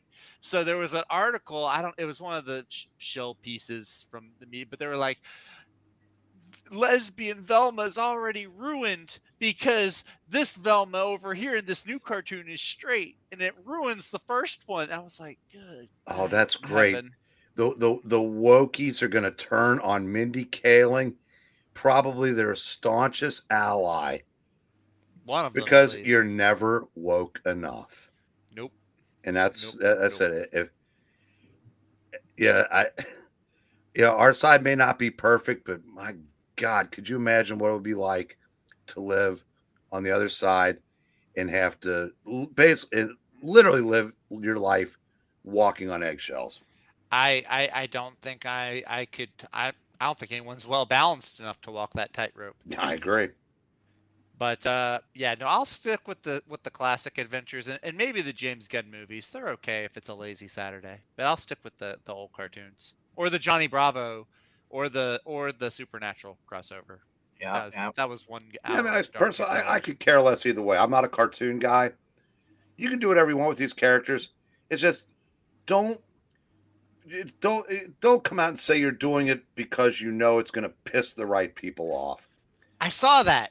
They were rumoring that like 2 weeks ago, and I was like, "Dear God, no! Let that poor man spend the rest of his days on his ranch." I mean, Nope. Now they got him. You're also seeing They got him though. Percy Jackson cast is going to have Edge on it. And people, I like how that should take away.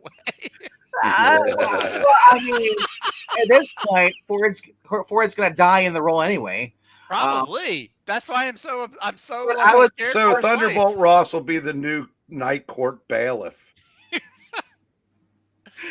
I wonder if they do Red Hulk, if they're just gonna like. I want to see Harrison Ford do the motion capture with the suit with all the dots on him. That's what I want to see. I want to see that behind the scenes. It's going to look like that Geico commercial. I'm an alien. Yeah, have you seen that one? Yeah.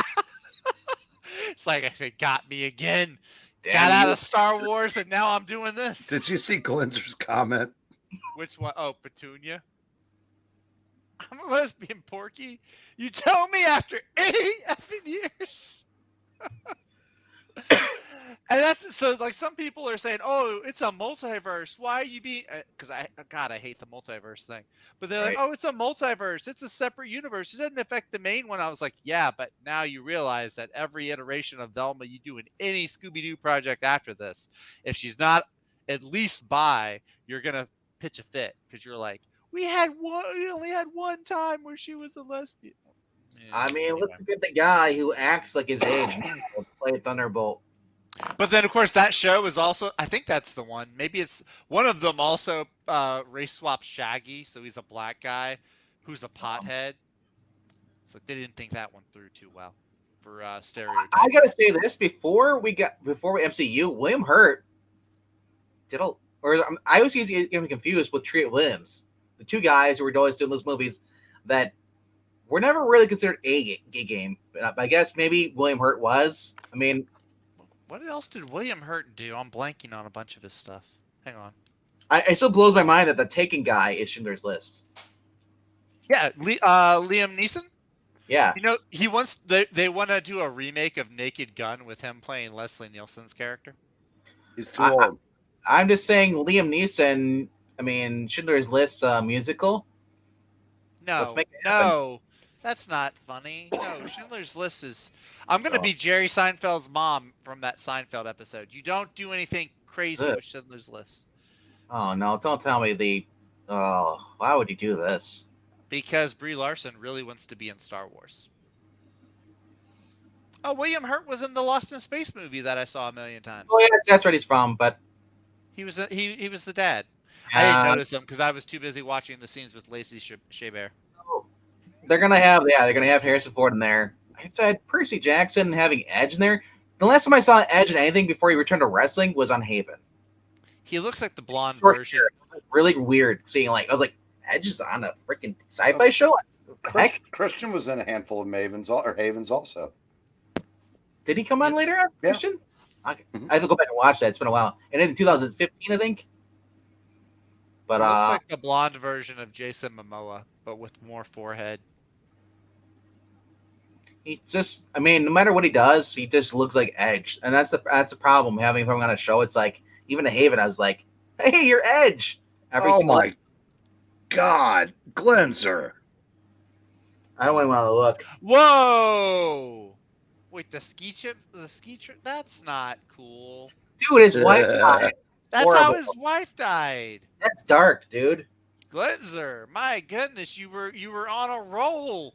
And he was probably listening to Sonny and Cher when he typed that. Man, dang, Glenzer. Well, probably Cher, not Sonny. I think he's dead. Well, yeah, I think- Sonny died on a ski slope too. He ran into a tree. I gotta second this question. Breen watches wrestling. Yeah. Oh There's, well. I don't think there's a sport that Breen Currently, doesn't I don't watch. think so. You were watching AEW, then you were also watching WE. Man, where are you with that right now? Are you in any of that? Tim, I am sophisticated. I got a little bit. I got the rundown from last night's show, and I saw where Renee Paquette. I did watch the opening segment. I gotta watch Dynamite from last night, and then I gotta watch what's it called, Rampage from last week. Other than that, though, but I did see that she's now the announcer team, so I'm like, great. So now we're gonna whenever she's like for someone, we know they're gonna win, or I'm actually watching more WWE, not because it's better, but because the Fossil show is on opposite Dynamite, and I tend to not go back and watch things I DVR. I end up just like fast forwarding through the TV and catches my eye. But yep. And since we don't really do Monday shows anymore, I kind of like surf between your timeouts and football and shit like that. So, well, I mean, we do. You just don't show up on Mondays. Well, I just have no desire to participate in a stream talking about a movie I didn't care to see. So this is So I agree. I agree with you. I mean, we start talking about the House of Dragon, unless it's freaking Double Dragon or it's Iron Fist. I have no care for that. I'm sorry that we're not talking about the retardus or whatever the hell the Doctor Who changes into. Oh, I haven't seen Doctor Who in God knows how long. Check out Mad Men. That's Mad Men. That's Mad Men with the box. Or with a box. I thought they're in a box. Okay. Wow, that's even worse. They have a box. Can you imagine all four of them being in a box together? Can you imagine? 4 of them now? There's 4 of them. So there's more people on the show than they have subscribers? Oz, Chris, Professor Pixel, Jimmy Quirks. Vlogs couldn't make it. Yeah. Well, if Vlogs made it, they'd have 5. And then the 4th one is usually someone who writes some of the Doctor Who books. He's also a fan. Landry something or other? I think so. Oh, good idea, Bunderdome. What do we have coming up next week? Yes, for the second time again, we'll be talking about this. But yeah, Tim, if you've been hanging on our every word for this 2 hours and 51 minutes now. Hey, Tim, do you want to announce the correct channel this time? I heard you announced the wrong channel. Yes, this Tuesday night at 8 p.m. Central, 9 p.m. Eastern, Chuck Dixon is going to be on the channel. Tim will be on for a second, then he'll hop off. Yeah, you're right. Yeah, jokes, Zach. Great. Yeah, thank you for giving those jokes. You're a great writer. He's here all week, folks. Try the veal. I have nowhere else to go. Tim Lim's gonna be on the channel. And then you're also gonna have Chuck Dixon. Chuck Dixon has wrote a lot of cool stuff.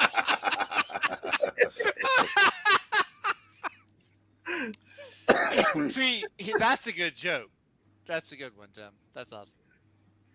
No, Austin P. We will not get out of here. You get out of here, and then come back to watch us interview and talk with Chuck. Yes, and I believe Angleton. I invited Angleton on.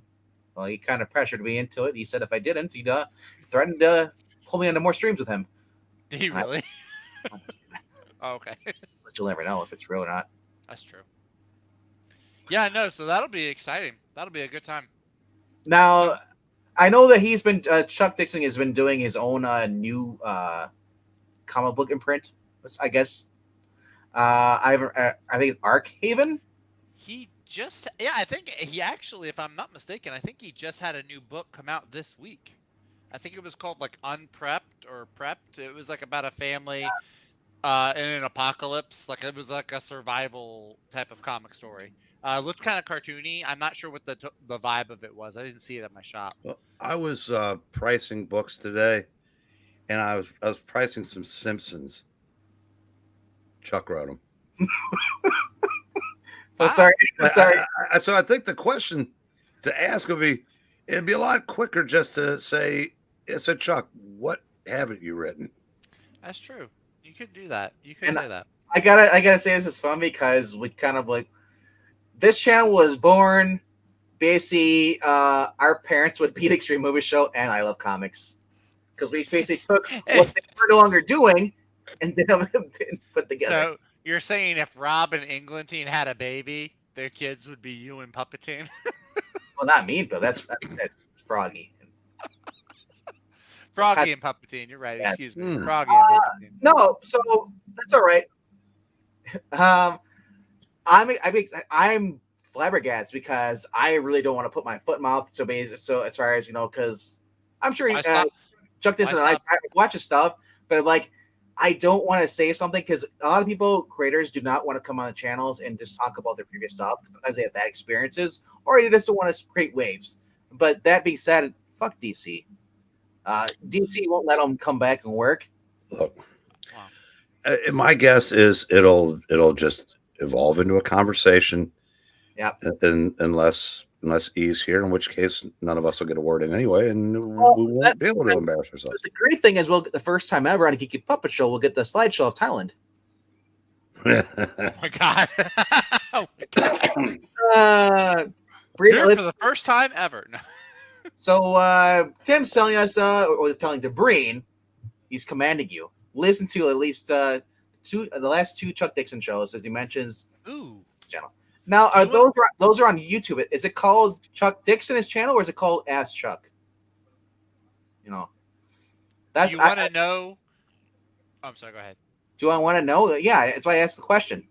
No. Do you want to know the 6 What If books Chuck Dixon wrote? He wrote What If the Punisher was an agent of S.H.I.E.L.D. Oh, I lost it. Dadgummit. Come back here. He also wrote. You shouldn't lose anything. What? I said you lost it. You're not Breen's age. He wrote What If the Punisher had killed Spider-Man? Oh, now what happened? Now he's off of it. Now it's Kurt Busiek. I don't want him. I want Chuck Dixon. I don't know, but Oh, okay. Go on. Volume 3 of Nightwing, or is there volume 2? I think it was 2. The 1996 run. I think it was 2. It was the first actual Nightwing series, but there was a mini series that led up to that, and that was that. So. I mean, he wrote a lot with the Bat family and with DC. Yeah. Like, there's a ton of Bat families. Like I said, he wrote. I gotta say, by this part, I mean, I like the fact that the first issue, Nightwing gets rid of that crappy ponytail. He wrote Catwoman and Wildcat crossover. I was going to mention that I was going to ask Venkman if he's ever, before today, met anybody that used dadgum in a sentence unironically. I've always talked I've heard dang it or darn it. Dadgum, doggone. Roy Williams is the only guy I've heard use that. Until you. Yeah, that's weird. Yeah, he wrote the Catwoman Wildcat miniseries crossover. That's kind of cool. Quit typing on Puppetine. Puppetine's on here. He never said that. I'm gonna spread a bunch of slander about Puppetine. I run the channel. I am the puppet and Puppetine. I run both. He wrote Conan. He wrote golly, there's just so there you go. things. It's off in the chat. But for those who are watching now, this is Chuck Dixon's YouTube channel. Check that out. I've watched his stuff I follow him on Facebook, and he's very, as Tim said, he's very conservationalist. If he likes to talk. Conversationalist.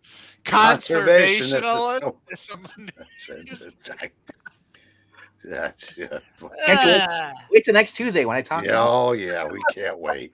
Yeah, you were gonna say you don't want to put your foot in your mouth. I say, why not now? Robot neck for the win. He wrote a bunch of G.I. Joe books. Hornet. Well, like I said, I mean, I would love to have Mike Barron on the channel again, at least on this channel. This way, no one asks him what he's doing. Who's taking over after he's gone. You still find a way to ask him though. I wouldn't. Hey, last time you were on a channel with Englentine, he asked you what you were gonna do with your characters if you died. What was your answer to that? Who's taking over the Badger after you pass away?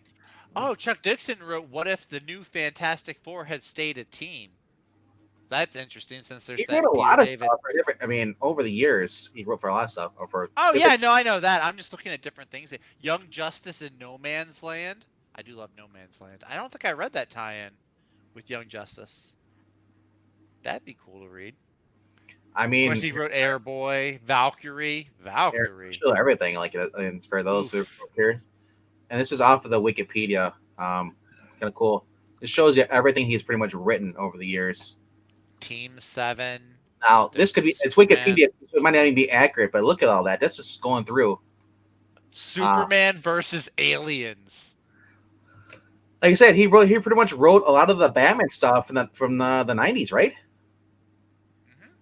A lot of 90s to 2000s, early 2000s. It looks like. Robin, he was writing Robin 2 as well. Was it Robin Volume 2 he wrote? Again, mini series that Robin Volume 2, which is 1 through 100. He wrote 173. So basically, he must have left for like 70 issues. Well, they kind of started phasing him out of the company. Yeah, Punisher Warzone. Or Journal. Like I said, he's got Evangeline, which is for first comics. A short little thing. He went 1 through 12. Probably got canceled, but that's what I like. I mean, these guys write a lot of stuff, like his cross gen.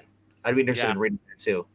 50 issues of Airboy for Eclipse Comics. Man, that's a lot. Well, that's in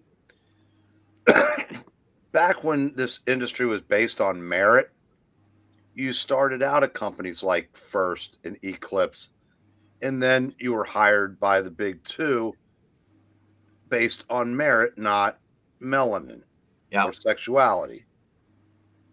And as I said, that's the like I said, Airboy is a wonderful series. He's got a new. It looks like he has a new Airboy series that he's doing for It's Alive Publishing. It's only looks like he's only done 2 issues in the past 2 years, so maybe that's not going. But I mean, he's got Airboy 1942, Best of Enemies by Moonstone. He has a Dynamite book that he did called The Good, the Bad, and the Ugly. He wrote for Zenoscope. Yep, Zenoscope a couple years ago. Robin Hood the Curse 1 through 6, awesome story. Like I said, he's got so much. He's worked for Dark Horse, Superman Tarzan, Sons of the Jungle 1 through 3. That was early 2001. I said he's got the North American record for most pages written. So I mean, isn't that crazy? G.I. Joe, which you've never read. No, I have not. Grifter, Midnighter, Nightmare on Elm Street, Snakes on a Plane. Archie. He's got 2 Archie books. Yeah. Like I said, he's written a lot. Yeah. And so that's what's cool. I mean, they get somebody who's actually from the business and that era and stuff. And then, like, I love hearing behind the scenes stuff. But I mean, like I said, I don't know what he can and cannot say. I mean, by this point, I think he's pretty much been burned bridges for Marvel and DC. Because I doubt if he has much of a filter at this point, because there's either if he's ever let back into the big two, it's because there's been a complete editorial shift. Yeah. And then it won't matter what he adds to what he's already said or not said. Can you imagine if he came back and wrote started writing Nightwing and people would just flip out because like, oh, what the hell is this crap? He's not progressive enough. The audience that the big two have courted despise Chuck Dixon. Yeah. It's the same way they despise Trump. It's just a knee-jerk reaction. Well, that's good to hear. He says that he's pretty much open. Yeah. I could actually see with the direction that, well, I don't know if they could afford him, because I know that they are like cutting into the budget that DC has, but it looks like the way, at least as Zaslav seems to be running it, like they're cleaning house. They just had like a bunch of layoffs. A bunch of people just got canned, I think, from the television part of Warner Brothers. Like they're combining Cartoon Network, like they're combining it with Warner Brothers Animation Studio. So there's only one animation studio. So I don't know. I think that if Zaslav did want to get like some of the like the older readers back, I think I could see them possibly trying to get him to come back to write. Well, here's the Batman problem. or Nightwing. They're cutting now. Yeah, which that's means the thing. it's going to get worse because there's going to be even less editorial experience, and they're going to be looking for even cheaper, and I'm making air quotes, talent. So you're going to see a lot more stuff by people that'll work for peanuts, like the Vitas, the Dannys, the Pick of Stephanie, the Megans. That's why I said, I mean, that's why I said they probably couldn't afford You know what I'd do? I'd have 2 senior editors, and that's it. And I would have them be older people, basically from the original days, from the 80s stuff. They basically know what they're talking about.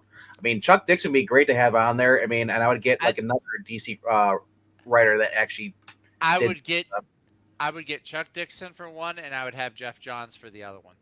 I think the problem is that Jeff Johns he's like in and out the door. He's too busy. But that's why. Well, yeah, but that's why. So okay, well, if you can't have him be a writer on a title long term, I'd rather. Well, that's why you have 2 editors. So that way, maybe he doesn't need to have it be a full time. But if you can't get Jeff Johns because he's too busy keeping Stargirl from getting turned into crap, who would you choose? I mean, I obviously don't have to like Chuck Dixon or just anybody who actually used to write back then. All right, if you want to, if we're playing What If and say they have to still be alive. No, Dan Jurgens. Oh, okay. Yeah, I could see that.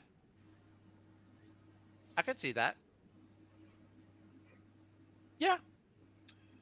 I Dan mean, Jurgens and Chuck Dixon. Yeah, I could see that. Dan Jurgens. Yeah, and that actually would be. You know what? That actually, I do kind of like that a little bit more because while Chuck Dixon does do a lot more of the Batman and more like he's written a lot more of the street level stuff, and Dan Jurgens he written Superman and Booster, so he does like the more light cosmic type stuff. So it's a good balance, I think. Yeah, it'll never happen, but that would be cool. In a perfect world, yeah. Guys, I think I'm gonna jump off here unless we're gonna wrap it up. We're at just past 3 hour mark. I don't want to turn this into a 4-hour stream. We could have watched the Lord of the Rings movie.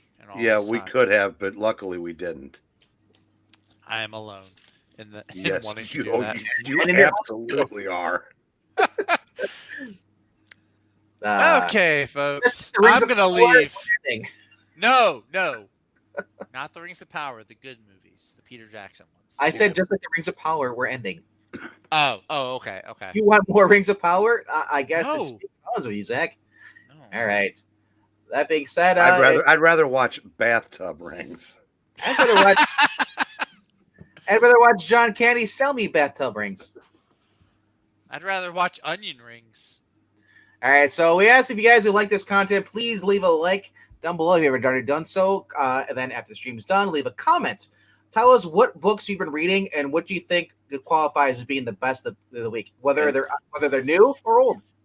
Also, tell us if you made it past the comic book spot, because we spent more time talking about not comic books than comic books. And tell us how long the average Lord of the Rings movie takes to put you into a deep sleep.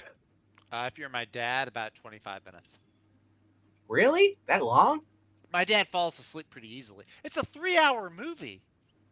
25 That's why I put you a 3-hour tour. That's right. That's more time than the minnow needed to get shipwrecked. That's true. Look, some of the extended ones go for almost 4 hours. So we do have a code. If you want to support the channel, it helps out. Goes to the Marvel reading apps as well as the DC reading apps and the StreamYard expenses, which is currently being paid by one guy. One puppet. Is he a man or is he a puppet? We don't know. Regardless, so it's Ko-Fi.com/Puppeteen. And if you want to help the channel, you can leave $1, or if you don't want to do that, there's other ways you can help with the channel by sharing out these streams, showing up and giving your support instead of leaving a comment, clicking the like button. And if you guys have any requests for a retrospective, let us know. We're always looking for new stuff to read. Obviously, we can't read everything, but if you want to be in a retrospective, leave a comment down below, and we'll try to get you on one of these. We love talking about comic books. We just ask you to have a decent mic. That's all. And since it is Halloween, if there's a spooky comic or a horror comic that you're especially interested in, then yeah, all the better. Yes. All right. One last All time. right. Tomorrow. One last time. The Tomb of blah blah blah. Yes. 8 p.m. Eastern. See you there. Well, no, it's Square. 7 p.m. Eastern. Yeah, 7 Central. No. Is it 7 Central or 6 Central? I mean, it's 7 Pixels are Central. trying to go earlier and earlier, but I mean, if you want to go at 6 p.m.